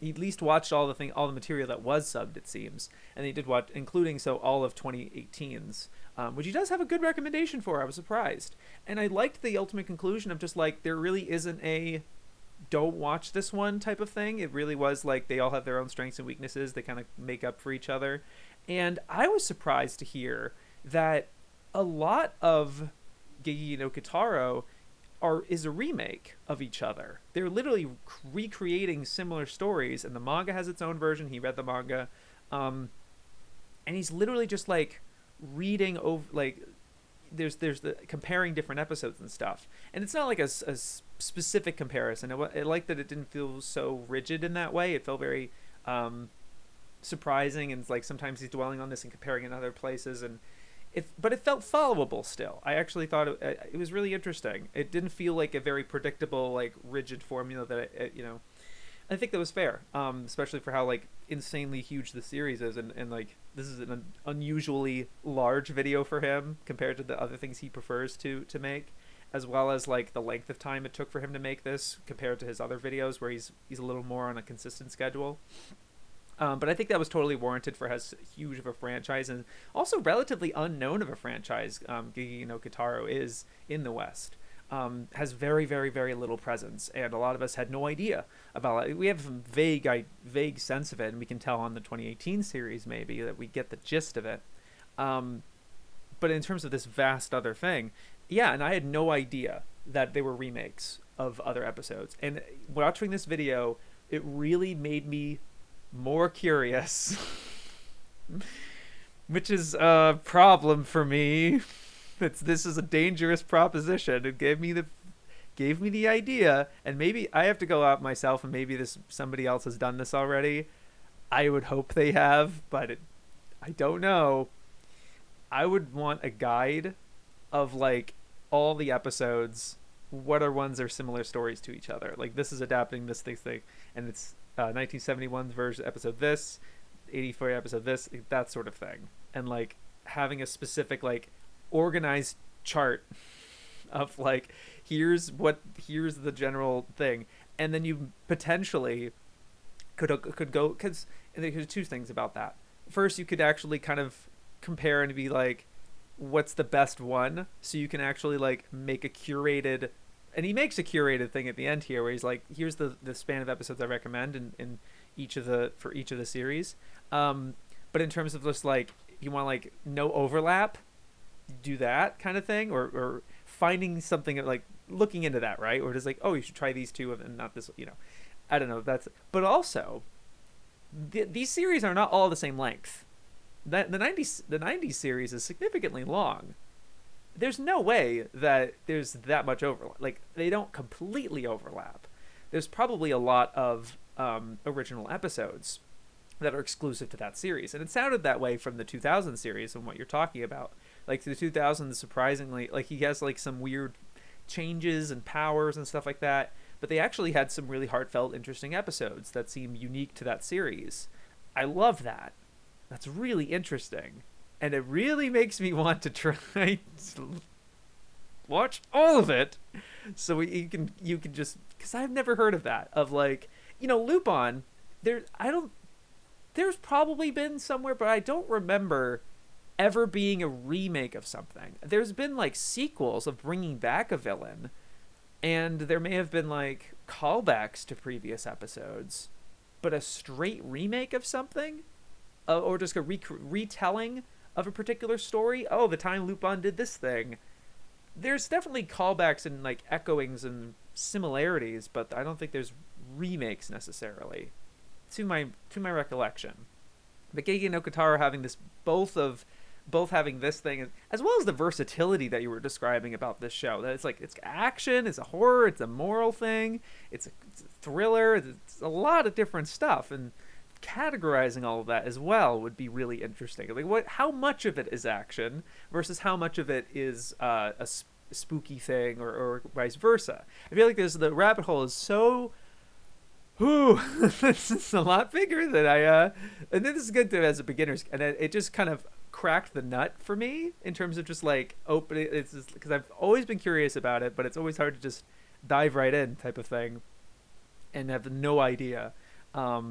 But I think this was really valuable, and definitely what I wanted. So you gave me exactly what I wanted, but when I'm saying I was left wanting more, I wasn't left wanting more from this video. It just made me like, okay, I gotta find those answers for myself, and it's fine if you want. It's good you want to move on, which is fair because you watch so much of this stuff in your short amount of time, all things considered. Because when you go in on something like this, you churn, but really packing all these episodes.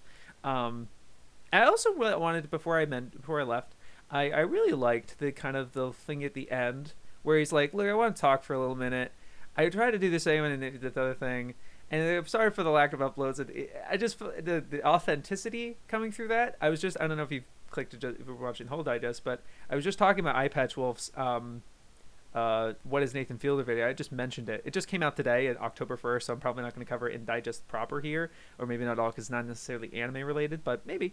But there was something about, he was saying that like none of this is real. He's basically arguing like if it's a video, everything you're showing here, there's retakes and other things like that. But there is something to be said about being off script, like I am right now, or maybe you were in that ending part that just felt like a slice of like, I'm going to level with you, I'm going to be real with you, I'm going to try to communicate with you. Yeah, I'm not talking to somebody right now, I'm talking to myself technically. I'm talking at my phone into a microphone or something. But I'm doing it with the knowledge that perhaps you will hear it. And so it's just like a telegram, right? Where people would like tap the, and they would send a message and it would go off, or a letter, even just writing a letter, or a DM. You just never know if the person's ever going to read it or not. And you're sending it with the hope and intention that they do, right? This is, I don't know. I don't know if this is coming with it, but like that ending part just felt really like, I really liked how down to earth it felt, and just leveling with us in what your thought process is at the time and where you're at. And he's like, I'm gonna be here with Seven You Should Kill, and that's a good one. I like that. That was great. I'm just saying this as a performance. I don't know. Just things like that. I'm just like I enjoy, and I'm happy. I love watching your stuff. Yeah, keep up good stuff. It's so funny. I watched this pause and select video right after the fan service video that I gave a not good to earlier at the beginning of this video. I ideally put at the beginning. So the difference was stark. And the Chinese strategist who became a Japanese icon. This had a different title when I watched it just like yesterday.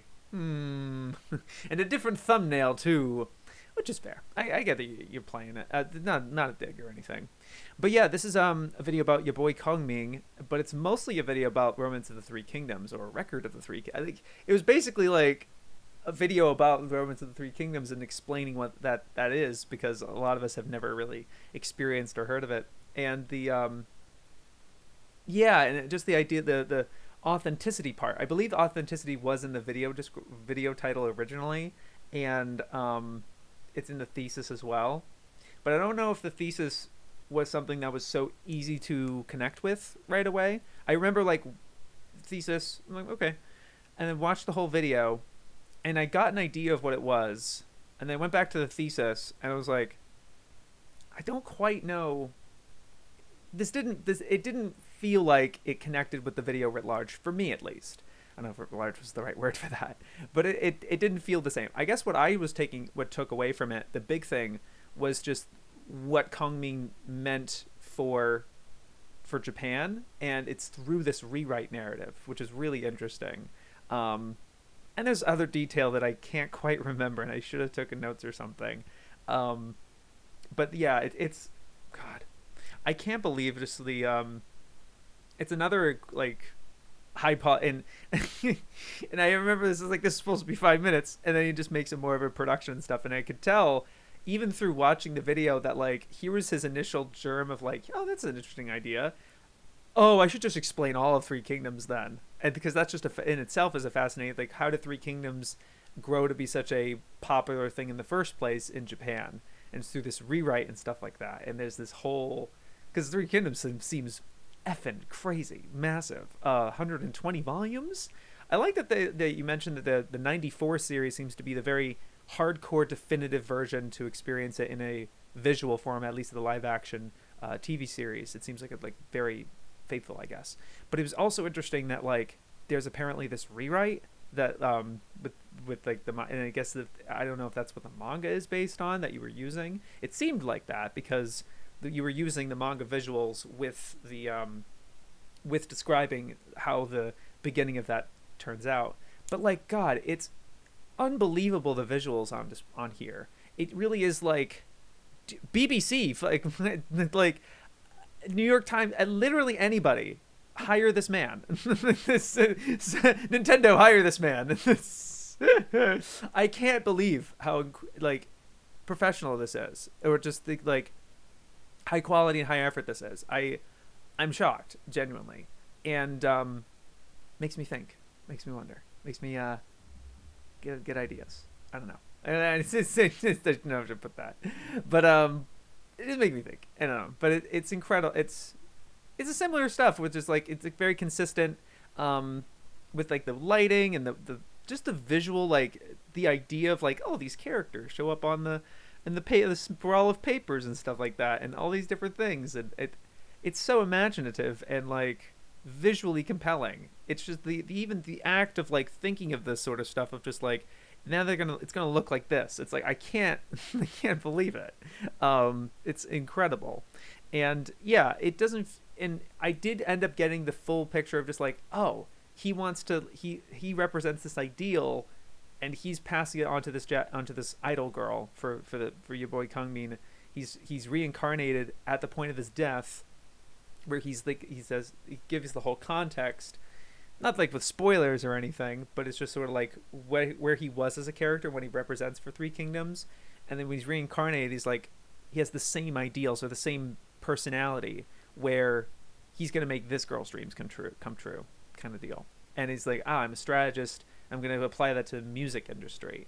And it just, yeah, I think he sells that in a good way. He doesn't talk about the show basically beyond just like the premise, but like that's fair. I don't know Kongmin at all. I wouldn't be like, oh yeah, it's applied. He doesn't go into that so much of just like, oh, it's just like in Romance of the Three Kingdoms where he did this, you know. It's just more of like an overview of just the context of this figure, and yeah, why he became a Japanese icon in particular. Super valuable, really interesting, high polish. Like, yeah, best in the game. What you know, I would say best in the game. And the only thing, it's just like, it's always subjects that you don't expect, that you never, it's like, now he's gonna cut. Like Steven is the other one that I think of as like the GOAT, right? But the thing with Steven is that like he's covering a lot more high profile stuff, I guess, or just like, all right, here's Anno, here's Satoshi Kon kind of thing, or things that you might have heard of a little bit more. But Joe is going like completely direction you're not going to expect, and not in a bad way at all, in a way that's like, oh, that's awesome, or, you know, really exciting. But yeah, love the vid, of course. Fuck. Oh, and just the cameos in general. I love of Jaden's cameo and all the other people you get to read lines, but Jaden's cameo, just like the fuck is this? I don't know. The dude has incredible camera presence. It's awesome. The Only 100 Anime You Need to Watch by animebackwhen. And I gotta tell you, dude, I was looking at this thumbnail, and I didn't know this wasn't a joke. To be honest, no offense.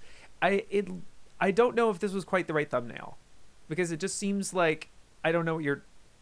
Like, what? I don't know what that anime is necessarily, and like, but it's not. He really is going through all 100, and it's incredibly high effort, like editing with like all the clips, and like it didn't feel like a couple instances where it's like, oh, you just took an AMV or something, but other instances like, no, he had the episodes on saved, and he just used, and he edited them specifically, and all of it's recorded in person. And he's doing a lot of stuff with his person on a green screen and stuff, moving him around. There was a moment where I was realizing how often you're cutting and moving yourself in different places in the middle of talking without any like sentence. It wasn't like that. It was just like he would just move it very erratically, and it that was just an interesting choice. And there was some other like, I don't know, like editing techniques was just like, that's so weird, but like really, really high effort, in terms of this, the bulk of titles you have to work with, and the amount of, I don't know, just the sheer volume you're working with, and you really do talk about every single one. You're not just rapid firing through them all, and so it makes it as big of a video as it is.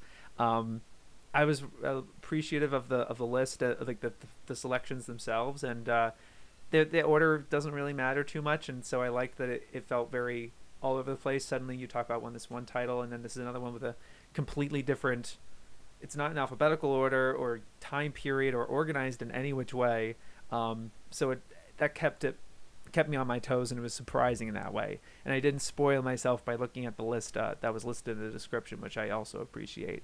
Could have even done timestamps, but even just actually timestamps is good, because is fine that is good that you don't include, because if you do timestamps, it breaks up the timeline bar, right? And so I've used that as a viewer to be like, okay, how much more of this section is left, type of deal, and that's a fun, engaging way of doing it. But there is something nice about like the mystery of like how how much are you going to talk about this thing, and there's something neat about that choice, I think. Yeah, like some of the picks just seem really out of nowhere, and it doesn't feel boring. Like Master Keaton's in here, and Air Gear, and I don't know, Urus Blue Miner, I believe is one of, I don't remember the name. It's not like completely obscure for a lot of these titles. It was definitely a lot more mainstream, all things considered, and gets a lot of the big ones. But like it's a really cool, pretty concisive list. And you know what? The other day, I think it was the same day, or maybe yesterday. So I don't know. I decided, I was like, I don't know. I had the thought of like, there's a lot of stuff that wasn't on there. Let me see if I can make a list of stuff that I've completed, of 100 titles that aren't, none of which are on your list. Try to make a separate 100 list. Here's another 100, basically. And I was actually able to get almost all of them were rated as like great. I was like, I love this title. I was able to get almost 100 titles out. I think I got like 94, 97, or like 90 or something like that, of titles that I actually have rated as my highest rating. And then the other 10 were like other titles I really like. But yeah, that was I don't know, it's exciting and interesting. It was a good time. Again, I don't necessarily need it, right? But it's something, it's like the joy of experiencing, sharing this and talking about how good these titles are, right? And makes me want to check out some of these obscure ones like Master Keaton and stuff. Yeah, I enjoyed the vid. It was a good time. Totally Not Mark, finally getting to Bleach. Oh boy. And he does kind of he has a big preamble, and has also thing at the conclusion of like how much fervor the fans have, and like people were worried. Like he talks about how he being kind of disappointed that when his friends asked him how it was when he was reading it, he said he liked it, and they said they felt relief, and he's like, what would they have felt if I didn't like it, and he just feels bad about that. And he does also admit that like he probably wouldn't have given Bleach another chance if it wasn't his job, which maybe I'm saying that wrong, maybe I'm I don't know, paraphrasing too much, but it seemed like that. And so there's a bit of a bittersweetness to this. It's like, yeah, I'm gonna Bleach, it's like at least I'm liking it, but guys, we really don't have to be on this like pins and needles type of thing, because it's like, especially if he's reading it as he's making these videos, and it's like, dude, what happens when I get to Arrancar and I have like issues about it that you don't agree with? Am I gonna get freaking bodied? And I get it, because I think the Bleach fans, I think there is something to be said about them being in the mud for a long time. I do think that there was something that like a lot of their series was really looked down upon. I do think that. And it's great they're finally getting the recognition. It also sucks that what's going on with where is the new Bleach streaming, and we'll see. It seems like it's Hulu, but we'll see. That's what's tough. It's nice that they're getting that stuff now, but like, yeah, I think Mark has good things to say about how we should be treating these things, and kind of the fans like, hey, chill out. It's okay if I don't like it.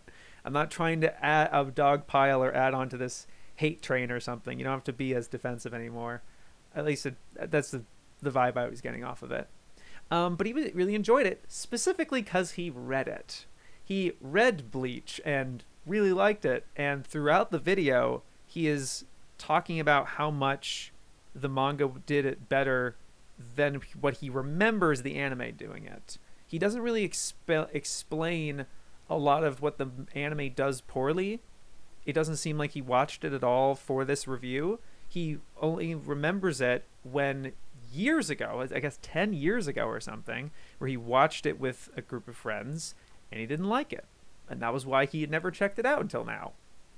I don't think he ever mentions how far he got in to this series, how much did he watch before he dropped it.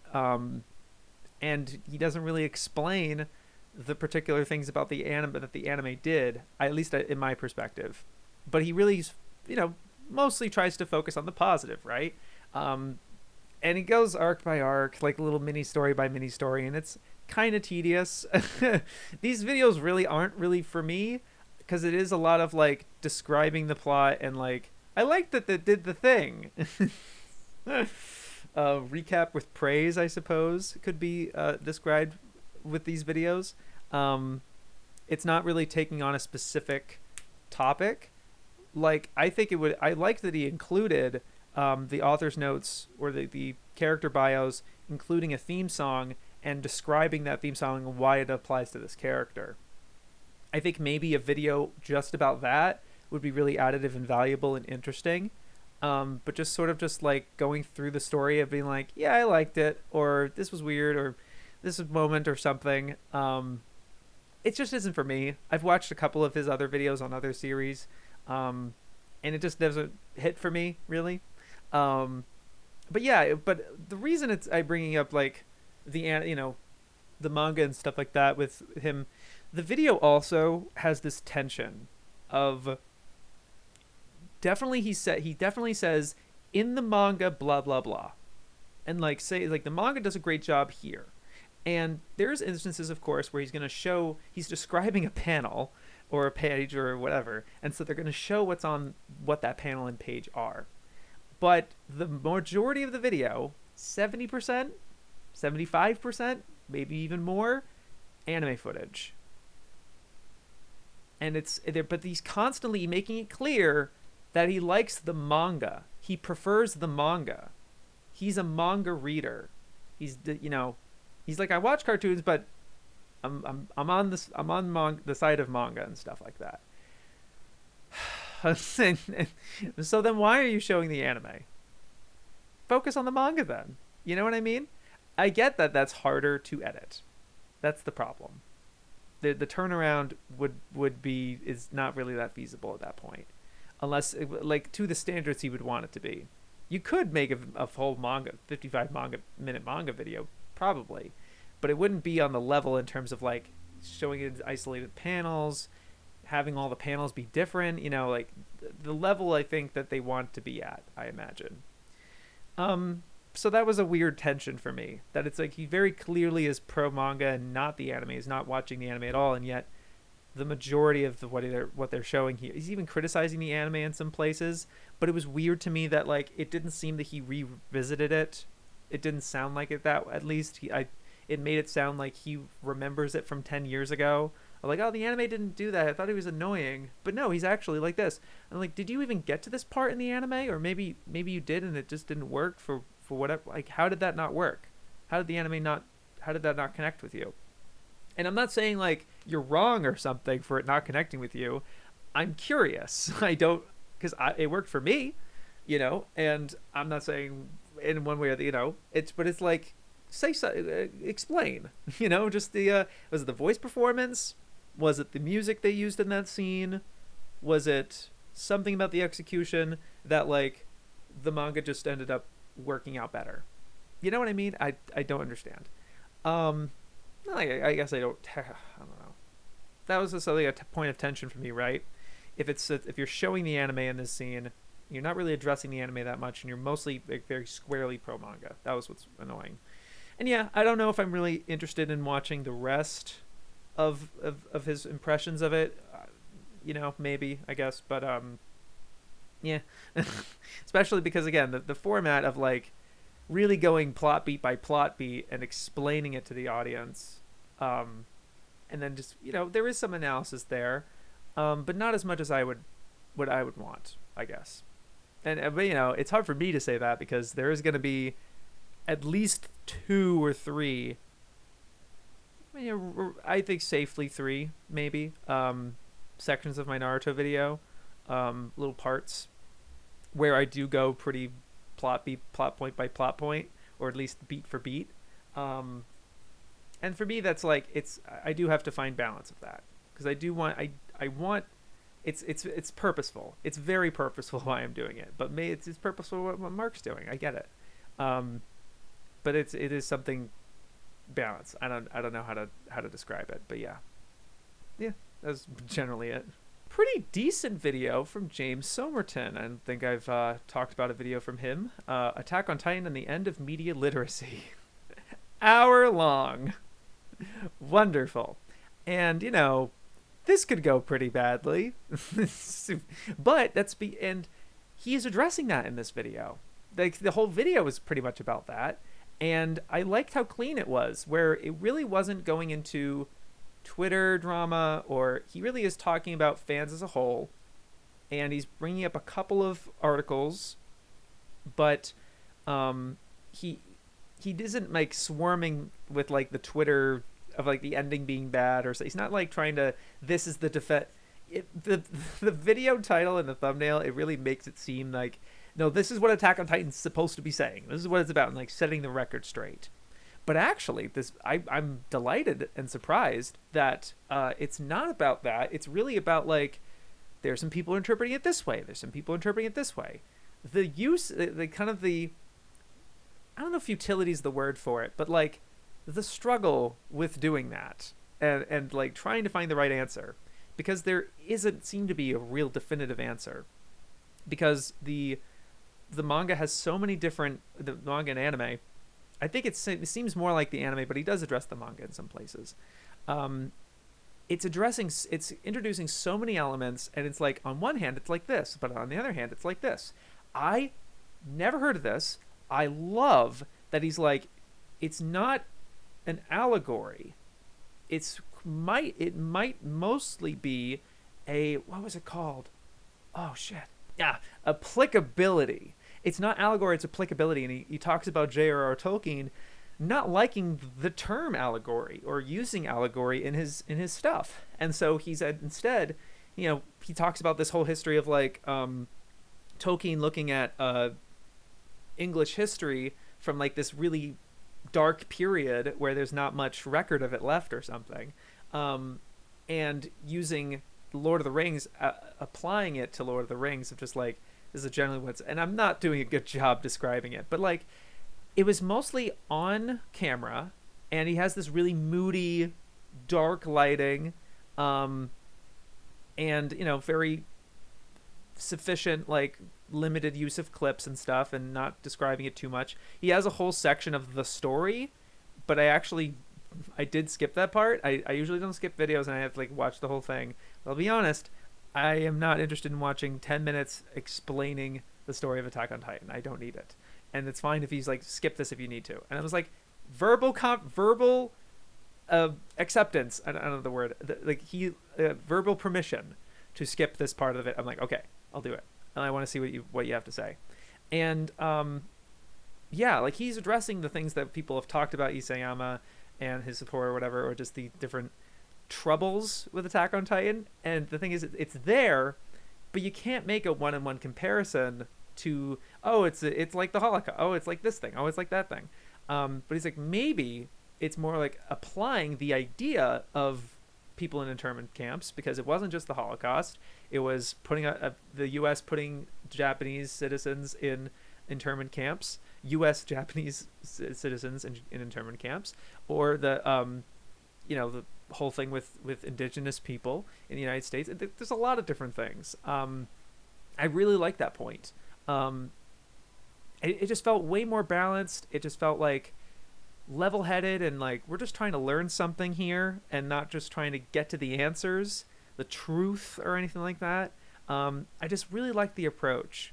I can't necessarily endorse one way or the other. I'm really in the middle of Attack on Titan, and I'm not saying like, oh, it has its problems. I just enjoy Attack on Titan as a piece of media, in terms of like, and he does address that too, of like, oh, they just don't want politics in their anime or whatever. It's not that. I'm not trying to say that. It's like, whether it's a good or bad application, or it's like, oh, that's tricky or something, none of that really bothers me personally. And that's just me. It can bother perfectly fine if it bothers other people. I don't think that's a problem. You can take anything out of media. And it's just more of the feelings that evokes, I don't know. I'm not endorsing one way or the other. I wasn't as big of a fan of the first season, and I loved the final season so far. But yeah, anyway, what is that going with that? Yeah, I don't quite know where I was going. I'm so sorry. I'm gonna watch this back, and editor me is gonna be like, God, that was what it was. But I don't know if Joe from Pause and Select or Jeff Thu know about this, but he quotes both of them in this video, and he quotes a couple other people too and stuff, and it's just so it's got that BreadTube vibe for sure, but it's not in a like, I don't know, it was just in a way that felt very normal and like easy to digest and safe. It was safe. I think that's a good word for it for me. This looks very intimidating. The word, like the end of media literacy makes it seem like he's gonna go out and attack people. He doesn't. He talks about it. He's just like, oh, it's like, but we shouldn't. He talks about fans in a general sense, and he's like making some generalizations. And there's not many in the ways of sources in that regard, but in that way it's okay, because it's like, it's not like a ContraPoints video where she would go out and find all these Twitter posts and stuff like that, and then bombard you with that, which I think is its own form of it's its own approach. You know what I mean? And can be good or bad depending. I think Veritas Joe has also done a similar approach, right? And it can be interesting and additive and fun, of like roasting some people. It could also be really petty and like, okay, you know, it's a delicate balance, as with anything, as with any artistic approach. But I think this lands pretty well. I can't really argue one way or the other in terms of like him being wrong about anything, in terms of like, oh, that's a wrong reading or something, because he doesn't really go that approach. He's not trying to make that definitive reading, but he does make some claims about Attack on Titan, and maybe that'll raise a couple eyebrows for some diehard Attack on Titan fans. You know who you are. You know who you are. But yeah, I don't know. I enjoyed the video. I think it was a pretty level-headed. Yeah, it's not intimidating. When it says end of media literacy, I like it. It was a good time. Lastly, oh my God! Finally, we're at the end of the digest, and this is not really like we're saved the best for last. We'll just say that it's the best one. This is the best of the three hour digest. We win, boys. Anime Music Podcast. What is the best shonen OST? It's a new podcast with Shabu and Core. Fuck yeah, I love it, and I like this the format and the visual presentation. Very clean, simple. Not doing anything too crazy. You could go further, but that's fine. You did. That's okay. I even just like the after effects of just talking about like that with the two channel icons. That's fine. Or the two pictures. They're not really channel icons. I think those are good choices as well. I just like the visuals. They're good. But the discussion itself is great. I love the focus on shonen OST in particular for this first one, and they're all timestamps. Like, let's talk about Death Note. Let's talk about this other one. And I get not playing any of the OSTs during the thing, in order to like, because avoiding copyright is totally fair. Or maybe that'd be weird for a podcast or something. I would have the urge to do that. I'll tell you that. I'll tell you what. If you're talking about a certain track, I found it at the urge to look up the track as you were talking about them, but then like I didn't want to be there all day. Sort of, I don't know, or just go out and find it or something. It was like, what was that name of that track? Maybe even putting the track name on screen or something like that, if when you're referring to it. I don't know. I would have liked it in the background a little bit. I don't know. That's just me, I guess. But also, again, maybe you don't want to spend too much time editing this podcast. That's also fair. I do too much for Piss Pirates. I did hold back. I did scale back a lot in the subsequent episodes, but the first one, I just loved it. I just loved like making the video. I don't know, but yeah. I mean, I'm not saying that they're lackluster or anything. I'm just saying that like. It could be more. I don't know. But yeah, there was that little tension of like which track are you talking about? Especially when we were talking about Bleach, being like this is a kind of a generic just generic track, and this other one it's like which one do you mean? I don't know. More of like specific. I liked that. But overall though, it's a really great discussion of each one, and just kind of like observing different aspects about it. It didn't feel repetitive, which I feel like if the people talking weren't a professional music director, composer, and someone who has played an instrument and like listened to a lot of soundtracks and has made albums before, you would there could be a potential danger of it all kind of sounding the same in terms of being repetitive in its praise, right? but this one, like, it really felt like they're exploring different topics, and like what happens when the instrumentation is so old that, like, and the show is still running, they have, what do? And then, like, can't they re-orchestrate it? But I guess they don't have the budget for that. I don't know. Can't they, like, re-record it, especially, and but they're covering so many different aspects of OSTs and using these different examples and stuff, and it felt very broad and like varied in depth and stuff like that. And I don't know if those are two different things. I don't know if that's a contradiction. but yeah, I really enjoyed it. It's just really smart stuff. And I think Shabu and Core have really polite. They're both very polite and like, I'll let you go. I'll let you finish. Trying to like be taking turns and stuff like that. Very cordial podcast. It's a good time. Which is also probably a good thing because I can't but compare it to Piss Pirates, right? But like, God, I there's some instances where I talk way too much, and I apologize to Jack for, or just, I don't know. It's hard. It's also is like, the idea is that we don't have a structure. We have some things planned, like the intention of talking about that, but it's all chaos, right? But there's something I kind of like about that fast and loose type of thing with a podcast.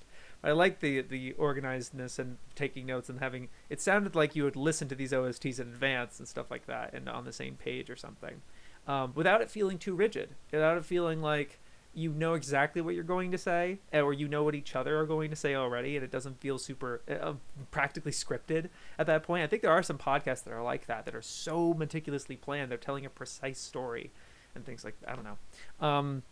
Yeah, I just liked how planned it was, and like casual, but also very cordial. I would say, nitpick or anything. As for the you go ahead, certain interruptings and things like that, I feel like there could, I'm not in the editing booth, right? But at least I know when I'm editing Piss Pirates, there could be moments like that, or there could be things that like are incoherent or whatever, or there's awkward pauses and things. And I've found ways to like tighten it up or like make it so that like it flows like completely seamlessly. It feels like this was mostly left untouched in terms, not to criticize or anything, but there were certainly a lot of moments where I feel like that small moment could have been cut, in terms of like interrupting or certain things or certain pauses and whatever. That's not a bad thing. And again, this is more me coming from a perspective of, I try way too hard on these podcasts. When I'm editing a podcast, I'm like, I don't know. I might be trying too hard, and that can lead to whatever, I don't know. But yeah, I just love the inception of this. Celebrate this particular episode, just because I had listened to pretty much all of them. I think every single one that you mentioned. Hunter x Hunter. It was Hunter x Hunter, Death Note, Bleach, Naruto, One Piece, Fullmetal Alchemist Brotherhood. I think it was those. Might be missing one.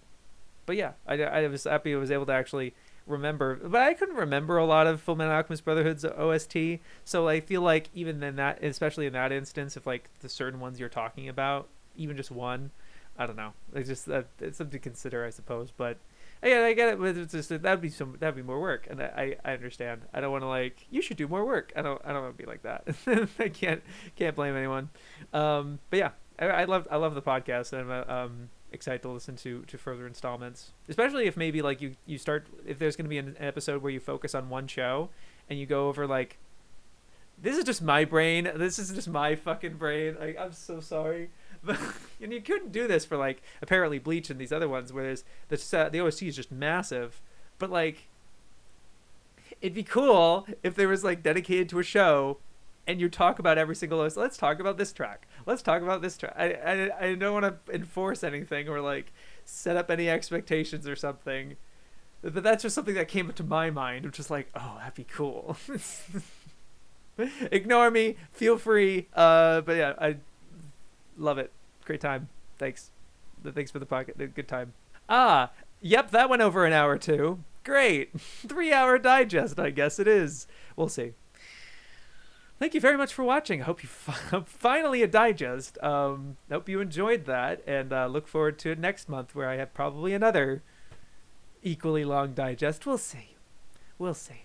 You guys are great. You have a great month. Yo, peace.